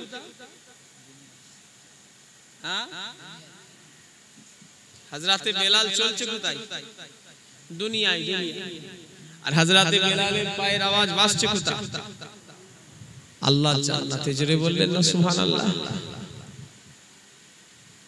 তিনাদের এত মর্যাদা পাওয়ার একটাই কারণ, তিনারা রাসূলকে নিজের জানের চেয়ে বেশি ভালোবাসেন। অত সহজ নয়। আমার ভাই জানেরা, যুবকেরা, ও নবী পাকের প্রেমিকেরা, ও মুসলমানের ছেলেরা, হযরতে বেলালের কথা বলতে গেলে রাত পার হয়ে যাবে। হযরতে বেলালের কথা বলতে গেলে সময় অনেক চলে যাবে, তথাপিও শেষ হবে না। আল্লাহ নবীকে এত ভালোবাসেছেন বেলাল। বেলাল ছিল মদিনার মুয়াজ্জিন। বেলাল ছিল মদিনার মুয়াজ্জিন। হযরতে বেলালের জবান ছিল তুতলা, কথা বলতে গিয়ে কথা বেঁধে যায়। কি ছিল? তুতলা। আমাদের দেশে তুতলা মানুষ আছে না নাই? আপনাদের পাইক পাড়াতে আছে না নাই? তুতলা মানুষ নেই মনে করছেন নাকি? অনেক আছে। হাসবেন না তাদের দেখে, অনেকজন হাসাহাসি করে তাদের কথা শুনে। না, সে নিজে থেকে হয়েছে না আল্লাহ তাকে করেছে? ওকে দেখে আরো আল্লাহর কাছে তুমি দোয়া চাও, আল্লাহ তুমি চাইলে আমায় রহম করতে পারতেন, আল্লাহ আপনি আমায় ভালো করেছেন। কি কথা ঠিক না ভুল? আমার ভাই জানেরা, যুবকেরা, মুরব্বি আর গণেরা, টেড়া দেখে অনেকে হাসে। জানেন? অনেকজন টেড়া ছেলে মেয়ে দেখে হাসে, হে টেড়া, এই টেড়া টেড়া টেড়া করে ডাকে, উপহাস করে, করে না করে? মানুষ না জানোয়ার? তুমি লজ্জা করে? তুমি তো ইসলাম ধর্মের মানুষ। ওই টেড়াটা কি নিজে হয়েছে না ওকে আল্লাহ করেছে? কথা বলে না দেখছি তো। আল্লাহ যদি তোমায় করতো আর তোমাকে দেখে যদি এরকম 5টা লোক যদি হাসতো, কেমন লাগতো বলো তো? তোমার মনে কত কষ্ট লাগবে, ওর মনে ওইরকম কষ্টই লাগবে। কথা ঠিক না ভুল বলে? খবরদার আল্লাহর সৃষ্টিকে নিয়ে উপহাস করবেন না। কিছু লোক ছেলে আছে গ্রামে কালো বলে শামসুদ্দিন নাম, শামসুদ্দিন বলে ডাকে না, কেলোদিন নাম দিয়ে দিয়েছে, এই কেলো কেলো বলে ডাকে। আমি মিথ্যে কথা বলছি নাকি? আপনাদের গ্রামে কেলো আছে?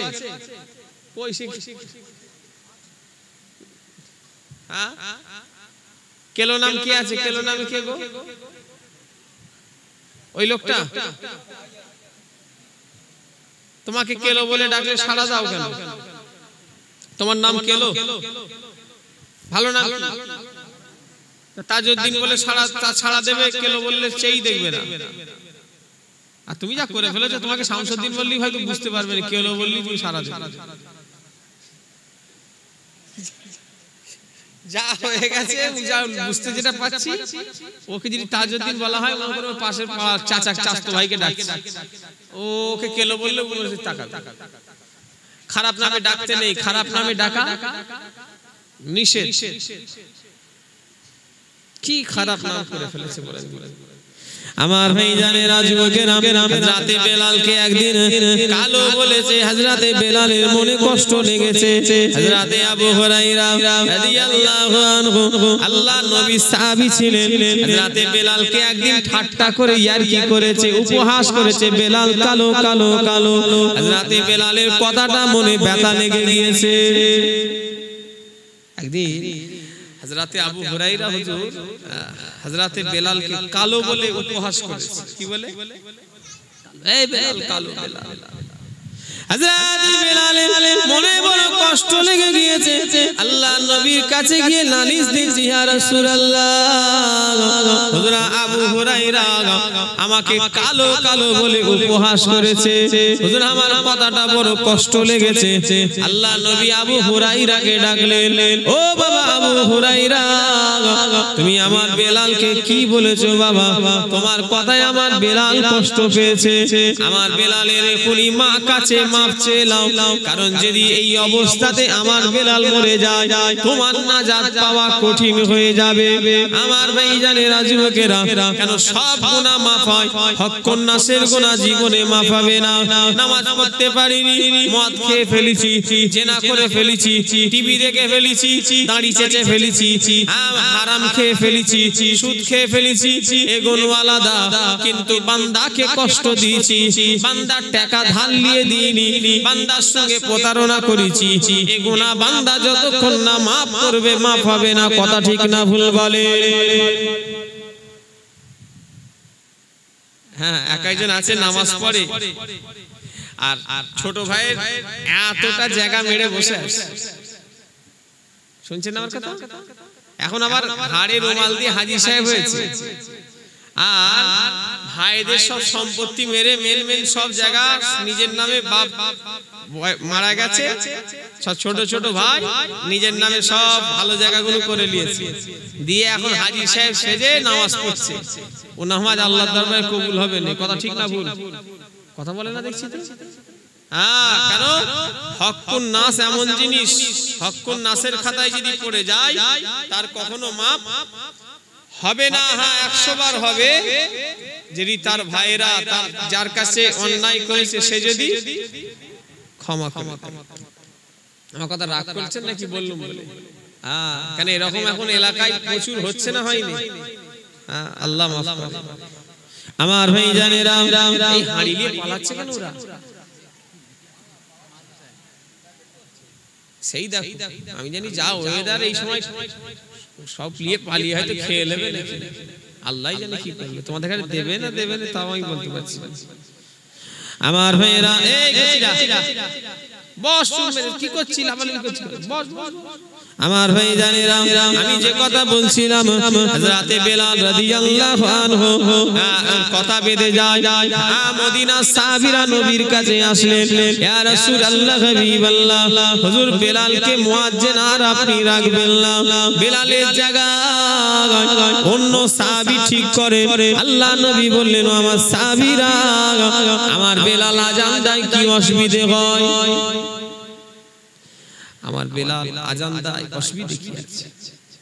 আল্লাহ নবী সাহাবীরা বললেন, ইয়া রাসূলুল্লাহ হাবিবাল্লাহ, হুজুর বেলালের জবান তুতলা, বেলালের কথা বলতে কথা বেঁধে যায়, বেলালের আজান শুদ্ধ হয় না, আপনি অন্য জনকে ঠিক করেন। আল্লাহ নবী বেলালের জায়গায় অন্য সাহাবী ঠিক করলেন। আর সেই দিনে ফজরের আযান বেলাল দিলেন না, অন্য সাহাবী দিলেন। সেই রাতের বেলা যখনই ফজরের আযান দিলেন, হযরতে জিবরাইল এসে হাজির হয়ে গেলেন। আসসালাতু আসসালামু আলাইকা ইয়া রাসূলুল্লাহ হাবিবাল্লাহ, হুজুর আজকে কি মদিনার মসজিদে ফজরের আযান হয়নি? আল্লাহ আমাকে পাঠিয়েছে, আমার নবীকে গিয়ে বলো আজকে কি মদিনার মসজিদে ফজরের আযান হয়নি? আল্লাহ নবী বলে, ভাই জিবরাইল, আজ ফজরের আযান হয়েছে, তবে আমার বেলাল আযান দেয়নি।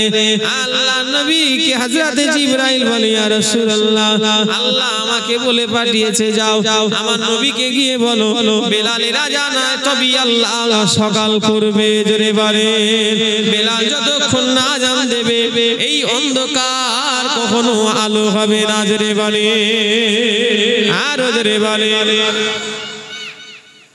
বেলালের জবান কি তুতলা, অথচ আল্লাহর দরবারে ওটাই খুব জোরে হবে না। সুবহানাল্লাহ। বেলাল আমার নবীকে কত ভালোবাসতো। আল্লাহ নবী যখন দুনিয়া থেকে চলে গেলেন, এই বাবু কথা বলুনি, চুপ করে বস। আল্লাহ নবী যখন দুনিয়া থেকে চলে গেলেন, হযরতে বেলাল কাটুলি সব জামা কাপড় গুটিয়ে মাথায় করে নিয়ে আল্লাহ নবী চলে যাওয়ার পরে যিনি খলিফা নিযুক্ত হলেন, কে? আল্লাহ রাসূলের পরে কে খলিফা নিযুক্ত হলেন? হযরতে আবু বকর সিদ্দিক। হযরতে আবু বকর সিদ্দিকের কাছে চলে গেলেন, জামা কাপড় সব গুটিয়ে নিয়ে মাথায় করে হযরতে বেলাল হযরতে আবু বকর সিদ্দিকের কাছে চলে গেলেন। ও ভাই আবু বকর, আমি বেলাল আর মদিনাতে থাকবো না, আমি বেলাল মদিনা থেকে চলে যাব, আমি বেলাল আর মদিনাতে থাকবো না। হযরতে আবু বকর বলে, ও ভাই বেলাল, মদিনায় তোমার অসুবিধা কি হয়েছে বলো, কি তোমার প্রয়োজন, কেন মদিনাতে থাকবে না? কেউ কি তোমায় কিছু বলেছে নাকি? তোমার কি টাকার দরকার নাকি? হযরতে বেলালের চোখ ভরা পানি নিয়ে বলল, ও ভাই আবু বকর, আমি আর মদিনাতে থাকবো না, আমি মদিনা থেকে চলে যাব, আমায় কেউ কিছু বলে না, আমার কোনো কিছুই প্রয়োজন নাই, আমার যেটা প্রয়োজন ভাই তুমি কিনে দিতে পারবে, আমি আমার নবীকে দরকার। জোরে বলে, আল্লাহ নবী দুনিয়া থেকে চলে যাওয়ার পরে হযরতে বেলাল আযান দিতে যাচ্ছে। হযরতে বেলাল যখনই আশহাদু আন্না মুহাম্মাদুর রাসূলুল্লাহ বলছে, হযরতে বেলাল আর আযান দিতে পারছে না, জমিনে বেহুশ হয়ে যাচ্ছে। আবার হযরতে বেলালকে তোলা হলো, হযরতে বেলালকে বলা হলো আযান দাও। হযরতে বেলাল আবার আশহাদু আন্না মুহাম্মাদুর রাসূলুল্লাহ বলছে। হযরতে বেলালের মনে পড়ে যাচ্ছে, আমার নবী তো দুনিয়ায় নাই, দুনিয়া থেকে চলে গিয়েছে, বেলাল আর আযান দিতে পারছে না। ও আমার ভাইজানেরা, আল্লাহর নবী চলে যাওয়ার পরে হযরতে বেলাল পাগলের মতো হয়ে গিয়েছে। হযরতে বেলাল মানুষের বাড়ি বাড়ি গিয়ে দরওয়াজা ঠুকছে, বাড়িওয়ালা দরওয়াজা খুলছে, জিজ্ঞাসা করছে, ভাই বেলাল কি খবরে এসেছো? ও মদিনাবাসীরা, তোমরা কি আমার নবীকে দেখেছো? আমি কয়েকদিন ধরে আমি বেলাল আমার নবীকে দেখতে পাচ্ছি না। আল্লাহর নবীকে এত ভালোবাসা বেসেছে, তাই তো আল্লাহর নবী বেলালকে আল্লাহ এত ভালোবাসা বেসেছে। নবী আমার যখন জান্নাতে গেলেন, হুরেরা দাঁড়িয়ে রয়েছে, আল্লাহর নবী সব ঠিক করছে। তুমি আমার আবু বকরের, তুমি আমার ওমরের, তুমি আমার উসমানের, তুমি আমার আফফানের, এই রকম করে নবী আমার ঠিক করছেন। আর সর্বশেষে আল্লাহর নবী হুরেদের রানীকে বলে, ও হুরেদের রানী, তুমি হলে আমার বেলালের। জোরে বলে, আরো জোরে হবে না? লাইন দিয়ে সব হুর দাঁড়িয়ে আছে। জান্নাতে আল্লাহর রাসূল সব ঠিক করছে। তুমি আমার আবু বকর সিদ্দিক, তুমি আমার ওমর ফারুক, তুমি আমার উসমানের, তুমি আমার আলী রাদিয়াল্লাহু তাআলা আনহুমা, হুজুরদের জন্য ঠিক করছে। সর্বশেষে হুরেদের যে লিডার, রানী, সবথেকে যে সুন্দরী, তাকে রাসূল বলছেন তুমি হলে আমার বেলালের জন্য। জোরে বললেন না? বেলালের কত মর্যাদা! একটাই কারণ, ইসলাম কবুল করার পিছনে হযরতে বেলালের মতো কষ্ট কাউকে পেতে হয়নি। বেলাল অত কষ্ট পেও আল্লাহ আল্লাহ রাসূলকে ছেড়ে দেয়নি। জোরে বললেন না সুবহানাল্লাহ? আল্লাহ জানে আমরা হলে কি করত, আল্লাহ জানে। হযরতে বেলালের উপরে যে জুলুম অত্যাচার করা হয়েছে, অন্য সাহাবীদের উপরে করা হয়েছে। আমার ভাই জানেরা, যুবকেরা, নওজোয়ানেরা, সাহাবারা এত কষ্ট পাওয়ার পরও নবীকে কেন ছেড়ে দেয় না? এর কারণ হলো কি জানেন? আল্লাহ নবীর সাহাবীরা দুনিয়াতে আল্লাহ জান্নাতটা তিনারা দেখে ফেলেছেন। জোরে বলে, আরো জোরে বলে। সাহাবারা এত মার খাবার পরেও, এত কষ্ট করার পরেও আল্লাহর রাসূলকে ছাড়েনি কেন জানেন? এর একটাই কারণ, তিনারা আল্লাহ পাকের জান্নাতটা দুনিয়াতে দেখে নিয়েছিলেন। জোরে বললেন না? সেজন্য ওনাদের দুনিয়ার প্রতি ইন্টারেস্ট নেই। আমার ভাই জানেরা, এজন্যই তো আল্লাহ পাক কোরআনে আয়াত নাযিল করলেন, রাদিয়াল্লাহু আনহু ওয়া রাদওয়ান। আল্লাহ বলছেন নবী সাহাবীরা আমার উপরে রাজি হয়ে গিয়েছে, আর আমি আল্লাহ পাক বিশ্ব নবী সাহাবীদের উপরে রাজি হয়ে গিয়েছি। জোরে বলে, আরো জোরে বলে। নবী সাহাবারা আমার উপরে রাজি, আর আল্লাহ বলছেন আমিও, কথা বলে না, সাহাবীদের উপরে রাজি। ছেলে খেলা নয়, সেই সাহাবীদের মতো না হলো সাহাবীদের মতো হওয়ার চেষ্টা করতে হবে। নবীকে যেন ভুলে যাবেন না, রাসূলুল্লাহকে নিজের ইয়াদের মধ্যে রাখবেন। কেননা যে নবী ছাড়া জান্নাতে যাওয়া যেতে পারবেন না। খোদার কসম, আবু জার 5 ওয়াক্ত নামাজ পড়ে, আবু জার পীরের ছেলে, আবু জারের শরীরে মুজাদ্দেদের ব্লাড বইছে। আমি ভালো বংশের, পৃথিবীর সবথেকে বড় বংশই আমার জন্ম। নাউযুবিল্লাহ, আমি অহংকারের নিয়তে বলি না, আমি এটাই বোঝাতে চাইছি, আমি যত বড়ই লাট সাহেব, যত বড়ই যেই এসে যাই না কেন, আল্লাহর নবী যদি আমার জন্য সুপারিশ না করে যে আল্লাহ তুমি আবু জারকে জান্নাত দাও, এই কথাটা যদি একবার যদি নবী যদি না বলে, আমি আল্লাহর কসম জাহান্নামী, জাহান্নামী, জাহান্নামী, জাহান্নামী। এখানে যে কটা লোক বসে আছেন, আপনাদের জন্য যদি আল্লাহর কাছে নবী যদি একবার বলে যদি না দেয় যে আল্লাহ এই পাইক পাড়ার এই লোকগুলোকে তুমি জান্নাত দাও, এই কথাটা যদি নবী একবারও যদি না বলে, সব কটা লোক বসে আছে জাহান্নামী, জাহান্নামী, জাহান্নামী। কারণ দুনিয়ার নবীর শাফাআত ছাড়া কেউ জান্নাতে যেতে পারবে না।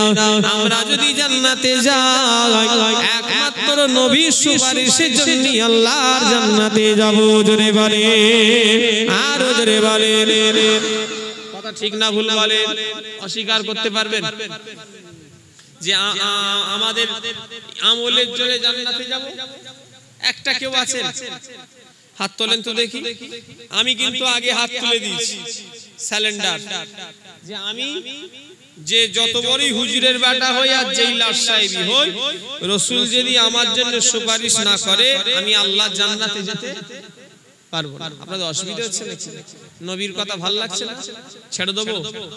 কটা বাজে? এই তো 11টা পার হয়ে গেল, আর 2 10 15 20 মিনিট কষ্ট দেব? না না না, অনেক বেশি রাত হবে না তো। আমার পরে আবার মাওলানা মোহাম্মদ শাহনাজ মন্ডল সাহেব তিনি আসবেন না, এসে গেছে না? এসে গেছে, তাহলে নিয়ে চলে এসো, দেরি করছো কেন? বেশি রাত করে কি হবে, একটাই শেষ করে দেওয়া ভালো। এরা আবার একটুখানি বেরিয়েছে, 1:30টাই করে গেছে, ছেড়ে দেবো? বলবো তাকবীরদার নারে তাকবীর না, এই হাঁড়ি যা দিচ্ছে। আর ওয়েদারটাও এমনি আজকে গরম, হতো আজ গরম আছে, হতো এই ওয়েদারে গরম লাগছে, এইখানটাই গরম হচ্ছে হয়তো, কিন্তু বাইরেটাই এখানে ঘিরাঘুরি বলে তাই বাইরে ঠান্ডা। আল্লাহ আজকের ওয়েদারটা বিরানি টানার ওয়েদার, বিরানির দিকে একটু টান খুব থাকে, তো ব্যবস্থা করে দেবো কি? সেদিনে জলসা করছি মেদিনীপুরে এক জায়গায়, বললো ভাইজান একটু ওয়াজ বন্ধ করতে হবে। কেন? বলছি একটু আইসক্রিম খাওয়াবো, আপনি একটু দরুদ শরীফ পড়ান আর আমরা সবাইকে একটু আইসক্রিম দিই। কি জ্বালাই পড়েছি আমি, আবার ওয়াজ বন্ধ করে দিয়ে দরুদ শরীফ পড়াচ্ছি, কমিটির ছেলেরা সব আইসক্রিম দিল, সে কাপ আইসক্রিম সব খেয়ে যাক, তবুও তার পেটটাও ঠান্ডা হবে, মনটাও ঠান্ডা হবে। দরুদ শরীফ আল্লাহুম্মা সাল্লি سيدنا وعلى آل سيدنا اللهم صل على سيدنا وعلى آل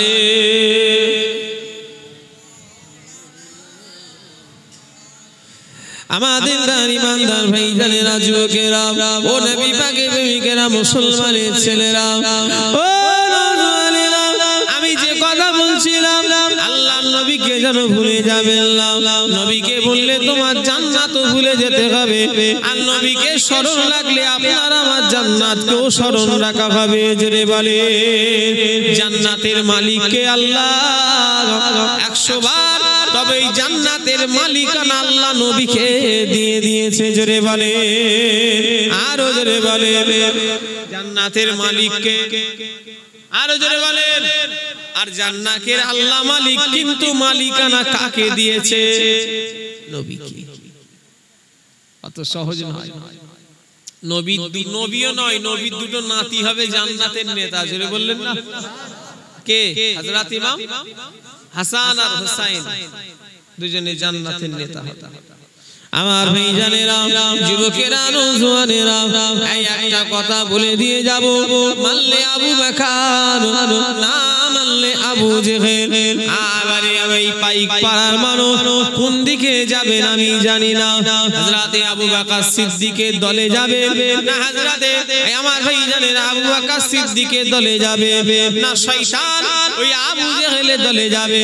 আবু বকর সিদ্দিকের দলে গেলে জান্নাত জান্নাত জান্নাত জান্নাত, আর আবু জেহেলের দলে গেলে জাহান্নাম। এবারে জাহান্নাম মানে কষ্টের জায়গা, জান্নাত মানে হলো আরামের জায়গা। এবারে বিচার আপনাদের করতে হবে, কার দলে যাবেন? হযরতে আবু বকর সিদ্দিকের না শয়তান আবু জেহেলের দলে? কোনটা? কথা বলে আপনারা কোন দলে যেতে চান? আবু বকর সিদ্দিক হুজুরের দলে না ওই আবু জেহেলের দলে? আবু বকর সিদ্দিকের দলে যেতে গেলে, নাম লিখাতে গেলে নবীকে ভালোবাসতে হবে না হবে না? বলে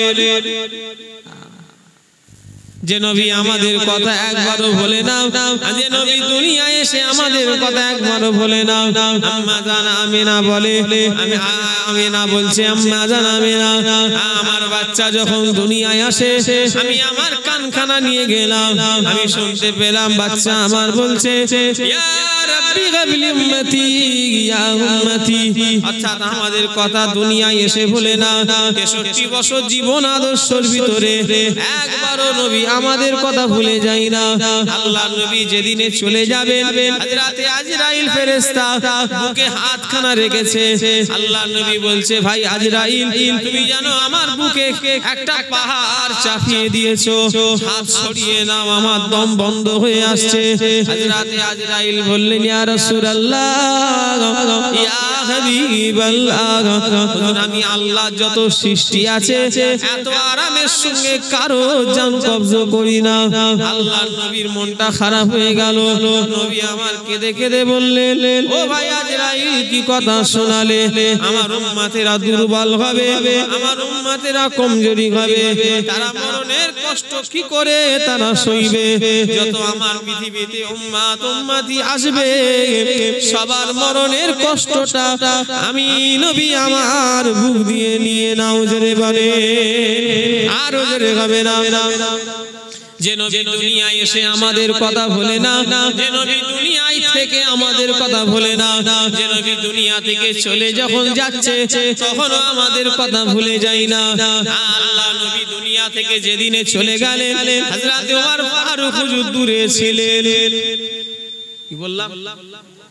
হযরত ওমর ফারুক হুজুর রাসূলুল্লাহর কাছে ছিল অনেকটা দূরে। হযরত ওমর ফারুক অনেকটা দূরে ছিলেন। উনি আল্লাহ নবীর কাছে যখন আসলেন, আল্লাহ নবীর চেহারা মোবারক খানা দেখে হযরত ওমরের হাতে তলোয়ারি নিয়েছেন। ও নবীর সাহাবীরা, যদি একজন কেউ বলো নবী মরে গিয়েছে, আমি ওমর তার মাথাটা কেটে ধর থেকে আলাদা করে দেব। আমি ওমর যদি একজন কারোর মুখ দিয়ে শুনি নবী মরে গেছে, আমি তার মাথাটা কেটে দেব। কারণ আমি ওমর পরিষ্কার শুনতে পেলাম নবী শুয়ে শুয়ে বলছে, ইয়া রাব্বি গাবলি উম্মতি ইয়া উম্মতি। জোরে বলে, আরো জোরে বলে। তাহলে নবী দুনিয়ায় এসে আমাদের কথা ভোলে না, দুনিয়ায় থেকে আমাদের কথা ভোলে না, দুনিয়া থেকে যেদিন যাবেন সেদিনে আমাদের কথা ভোলে না, দুনিয়া থেকে চলে যাওয়ার পর আমাদের কথা ভোলে না। সেই নবী এখনই 11টা 14 বাজে, আজ অক্টোবরের 3 তারিখ, এখনো আমাদের জন্য কাঁদছে, ইয়া রাব্বি হাবলি উম্মতি ইয়া উম্মতি। জোরে বলে, যেই নবী কিয়ামতের ময়দানে আল্লাহ যেদিনে আমাদের ঘরে দাঁড় করাবে, ওই দিনটা এমন একটা কঠিন দিন, বাপ তার ছেলেকে চিনতে পারবে না, ছেলে তার বাপকে চিনবে না, মা তার মেয়েকে চিনবে না, মেয়ে তার মাকে চিনবে না। ওই দিনটার নাম হলো কিয়ামতের দিন। দুনিয়ার সব আপন ওই দিনে পর হয়ে যাবে। আর ওই কঠিন দিনেতে আপন যদি হতে হয়, আমার নবী আপনার নবী আপন হয়ে যাবে। জোরে বলে, আরো জোরে হবে না। আল্লাহ নবী ওই দিনে সেজদা অবস্থায় কাঁদবে, আল্লাহ নবী চোখ দিয়ে এত পানি বেরিয়ে যাবে, রাসূলুল্লাহর চোখ দিয়ে গড়াতে গড়াতে দাঁড়িয়ে থেকে পানি জুব্বাখানা ভিজে যাবে। আল্লাহ বলবে, হাবিব আপনি আজ কিয়ামতের দিন আপনি কাঁদবেন না, আমি আল্লাহ আপনার কান্না সহ্য করতে পারি না। নবী আপনি সেজদা থেকে মাথা তুলে নিন, আপনি আর কাঁদবেন না, আপনার কান্না আমি সহ্য করতে পারি না। আল্লাহ নবী কেঁদে যাবে। আল্লাহ বলবেন, হাবিব আজ কিয়ামতের ময়দানে আপনি যা চাইবেন, যাকে ইচ্ছা করবেন, আমি আল্লাহ আপনাকে এত ভালোবাসি, আপনার জন্য আমি আমার জান্নাতের দরওয়াজা খুলে দিয়েছি। জোরে বলে, আরো জোরে বলে। ওই দিনে রাসূলুল্লাহ সত্যিকারে যারা আশিক হবে, ওই দিনে রাসূলুল্লাহ সত্যিকারে যারা প্রেমিক হবে, তাদের চেহারা দিয়ে একটা আলো, একটা নূর, আল্লাহ একটা জ্যোতি বার করে দেবে। আর ওই জ্যোতিটা, ওই আলোটা দেখে আল্লাহ নবী চিনতে পেরে যাবে, আমাদের হাত ধরে আল্লাহর জান্নাতে নিয়ে যাবে। জোরে বলে, আরো জোরে বলে। নবীর শাফাআত ছাড়া জান্নাতে যাওয়া যাবে কখনই? সেজন্য আমার ভাইদের, আমার মা বোনেদের, আমার মুরব্বিদের বলে দিয়ে যাব, নবী ভোলা হলে রাসূল ছাড়া নাজাত না, অত সহজ নয়। আজকে কত মৌলী সাহেব ফতোয়া দিচ্ছে নবীর বিরুদ্ধে। রাসূলুল্লাহকে মরা জিন্দা বলছি, ওদের কি কষ্ট হচ্ছে, ওরা মরা বললে যেন ওদের শান্তি। আচ্ছা নবী যদি জিন্দা হয় কি মরা হয়? আমার এখন 65 কিলো ওজন। আচ্ছা আমার ক গ্রাম ক কিলো কমবে?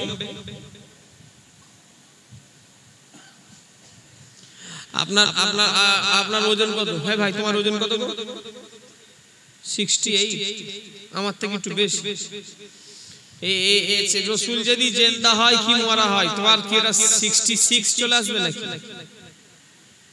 রসুল যদি জিন্দা হয় তোমার কি ওটা 65-66 তে চলে আসবে? তাহলে অসুবিধা কি? তার জন্য নয়, এটা বিরোধী করা। আরে বিরোধী আমার কর, আপনার করুক, এটা মানা যাবে। কিন্তু নবীর বিরোধী করলে দুনিয়াও যাবে আর আখিরাতে যাবে। আমার ভাই জানেরা, যুবকেরা, তাই বলছি মানলে আবু বকর, না মানলে আবু জেহেল। যখন হযরতে আবু বকর সিদ্দিকের ছেলে কাফেরদের দলে, হযরতে আবু বকর সিদ্দিক কার দলে? নবীর দলে। ও নবীর উম্মতিরা, হযরতে আবু বকর সিদ্দিকের ছেলে কার দলে? কাফেরদের দলে। হযরতে আবু বকর নবীর দলে। ইসলামের সঙ্গে কাফেরদের যুদ্ধ। হযরতে আবু বকর সিদ্দিকের ছেলে হযরতে আবু বকরকে বলছে, আব্বা আপনাদের সঙ্গে আমাদের যুদ্ধ হবে, আপনি যদি আমার তলোয়ারের সামনে চলে আসেন আমি আপনাকে মারবো না, আপনি আমার বাবা। কে বলছে? হযরতে আবু বকর সিদ্দিক হুজুরের ছেলে বলছে, আব্বা আপনি যদি আমার তলোয়ারের সামনে পড়ে যান আপনাকে মারবো না, ছেড়ে দেব। হযরতে আবু বকর সিদ্দিক বলল, খোদার কসম, এমনি নয়, খোদার কসম করে বলল, তুই যদি আমার সামনে পড়ে যাস আমি তোকে ছেলে নয় আমি নবীর দুশমনী মনে করব। জোরে বলে, আরো জোরে বলে। হযরতে আবু বকর সিদ্দিক ছেলেকে বলছে, খোদার কসম তুই যদি আবু বকরের তলোয়ারের সামনে পড়ে যাস তোকে আমি নবীর দুশমনী মনে করব। জোরে বললেন না? আরো জোরে হবে না? সুবহানাল্লাহ। সেই রকম ঈমান। আমার ভাই জানেরা, যুবকেরা, মুরব্বিয়ানগণেরা, ও মুসলমান আব্দুল্লাহ, আব্দুল্লাহ, ও নবীর উম্মতিরা, আমার ভাইজানেরা, যুবকেরা, মুরব্বিয়ানগণেরা, মুসলমানের ছেলেরা, নবী পাকের প্রেমিকেরা, ও আমার ভাইরা, আমার নবী পাকের উম্মতিরা, মানলে আবু বকর, না মানলে আবু জেহেল। সেজন্য আমি জোরহাত করে বলে দিয়ে যাব, আজ পাড়া এলাকা ছেড়ে দেগারে ওয়াহাবি মার্কা হয়ে না যাও, ওয়াহাবি মার্কাদের সঙ্গে সাথে যেন না দাও। বর্তমানে এই ইউটিউবের জামানা, ইন্টারনেটের জামানা, ওয়াজ নসিহত খুব বুঝে শুনে শুনবে। যে আলেম এমন এমন ওয়াজ করছে ঈমান হারিয়ে যাবে, আবার এমন এমন ওয়াজ হচ্ছে ঈমান মজবুত হবে। কি বললাম? এই মোবাইলে এমন এমন ওয়াজ আছে যাতে ঈমান শুনলে নষ্ট নয়, যদি শুনলে বরঞ্চ যদি একবার ধারণা করে ফেলো ঈমান হারিয়ে ফেলে, এমন ওয়াজ। তাহলে এমন ওয়াজ করছি, তুমি হয়তো বললে কথাটা খুব ভালো, কিন্তু এমন কথা যেটাই সাপোর্ট করা মানে ঈমান চলে যায়। আবার এই ইউটিউবে এমন ওয়াজ হচ্ছে যাতে ঈমান মজবুত হবে। বিচার তোমাদের উপরে ছাড়লে হবে না, সাধারণ মানুষদের জন্য। ওই জন্য ইন্টারনেটে সব আলেমের ওয়াজ শোনা না যায়। সাধারণ লোকেদের জন্য ওয়াজ শোনা কি বললাম?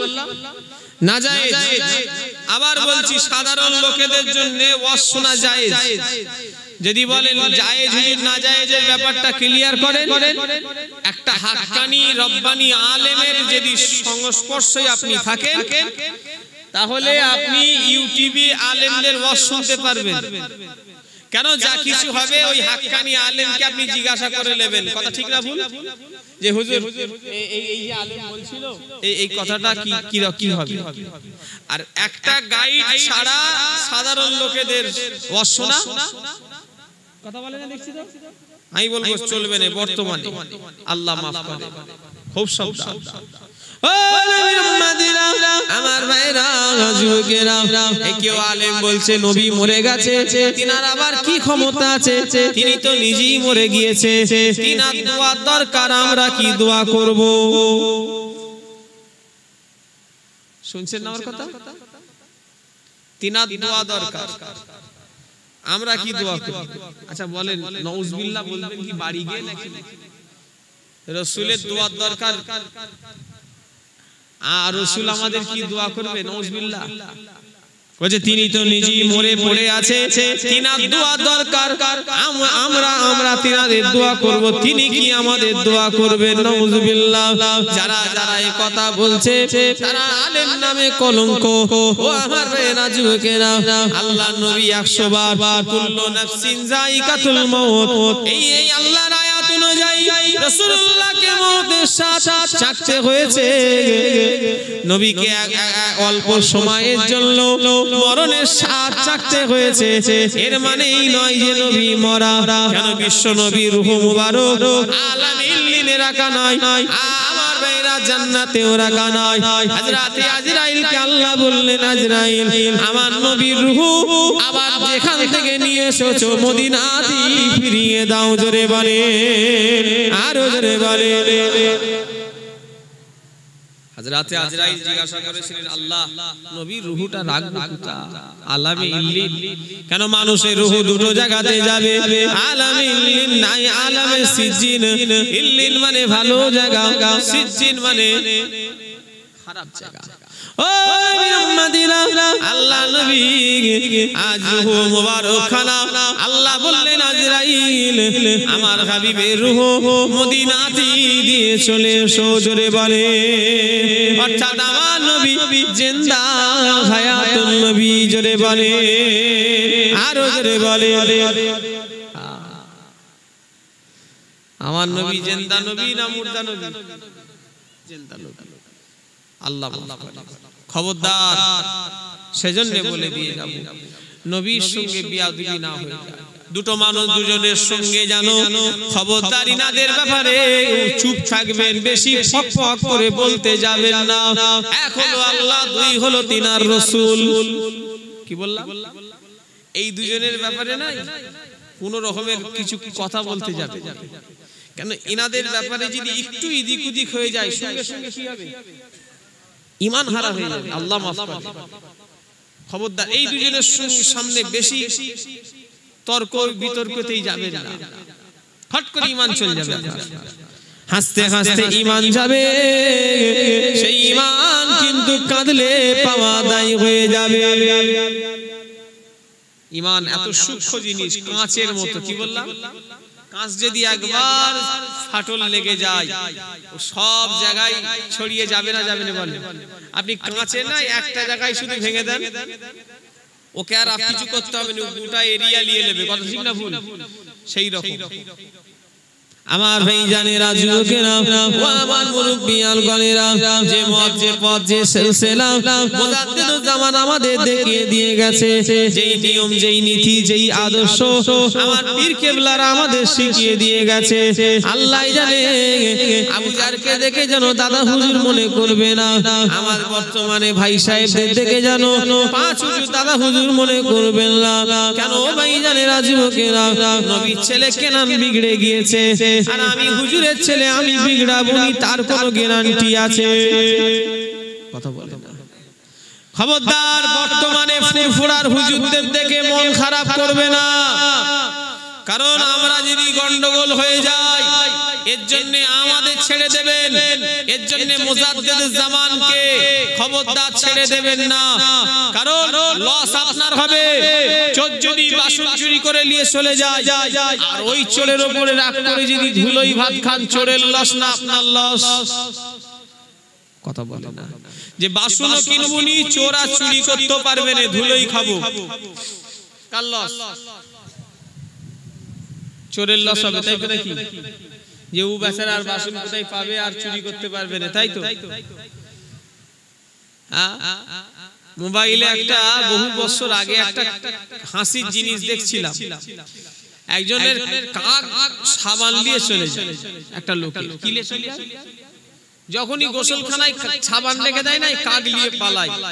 তো একদিন বলছে এমন মন না হোক টাওয়ারে পানি যেন চলে যায়। বলছে কেন? বলছে কাক আমাদের রোজ সাবান নিয়ে চলে যায় আর আমি কাক কোথায় বসে দেখব। বলছে তুই কোথায় থাকবি? বলছে আমার দেখার দরকার নেই, আমি চাই বন্যা যেন টাওয়ারে চলে যায়। কথা বুঝতে পারছেন না? ও বলছে তাও আমি দেখবো, বলছে আমি বলছি তখন ওকে বলা হচ্ছে যে তুই কোথায় থাকবি না, বলছে ওসব আমার দেখার দরকার নেই, কিন্তু কাক কোথায় বসে আমি দেখবো। আমার ভাইরা, যুবকেরা, নওজোয়ানেরা, ও নবী পাকের প্রেমিকেরা, ও মুসলমানের ছেলেরা, আবু জাহলকে দেখে দাদা হুজুর মনে করবেন না। আমার ভাইরা, হুজুরের ছেলে বলি যে ধোয়া তুলসী পাতা ফেরে সবের কোনো গ্যারান্টি আপনারা দিতে পারবেন? নবীর বেটা কেনান কাফের হয়েছে না হয়নি বলে? তা দাদা হুজুরের ঘরের ছেলে হয়েছে তো কি হয়েছে? আমি যে একদম আল্লাহর ওলি হব তার কোনো গ্যারান্টি আছে? নবী বড় না পীর বড়? ব্যাস, আমি যে ভালো হব এর কোনো গ্যারান্টি আছে আপনাদের কাছে? হ্যাঁ, আশাও করবেন, তবে যে ভালো তাকে নিয়ে চলবেন। তবে যদি সবাই বিগড়ে যায় তাহলে এর জন্য দাদা হুজুর কেবলাকে দায়ী যেন করবেন না। কেন তিনি বাংলার মুজাদ্দেদ নয়, তামাম পৃথিবীর মুজাদ্দেদ। তিনাকে মানা স্বয়ং আল্লাহ আল্লাহ রাসূল বলে দিয়েছে। জোরে বলে কেন? ইবাদত নামাজ পড়ে হয় না মুজাদ্দেদ, রোজা রেখে মুজাদ্দেদ হয় না, হজ করে মুজাদ্দেদ হয় না, ইবাদত করে কখনোই মুজাদ্দেদ হওয়া যায় না। এই মুজাদ্দেদটা হতে গেলে আল্লাহ আল্লাহ রাসূল যাকে ঠিক করবে সেই জামানার মুজাদ্দেদ হবে। জোরে বলে তাহলে দাদা হুজুর এই ইবাদত করে মুজাদ্দেদ হয় না, তিনাকে আল্লাহ আল্লাহ রাসূল নিযুক্ত করেছে তাই তিনি হয়েছেন, আর তিনাকে মানা আমাদের জন্য জরুরত। কথা ঠিক না ভুল বলে?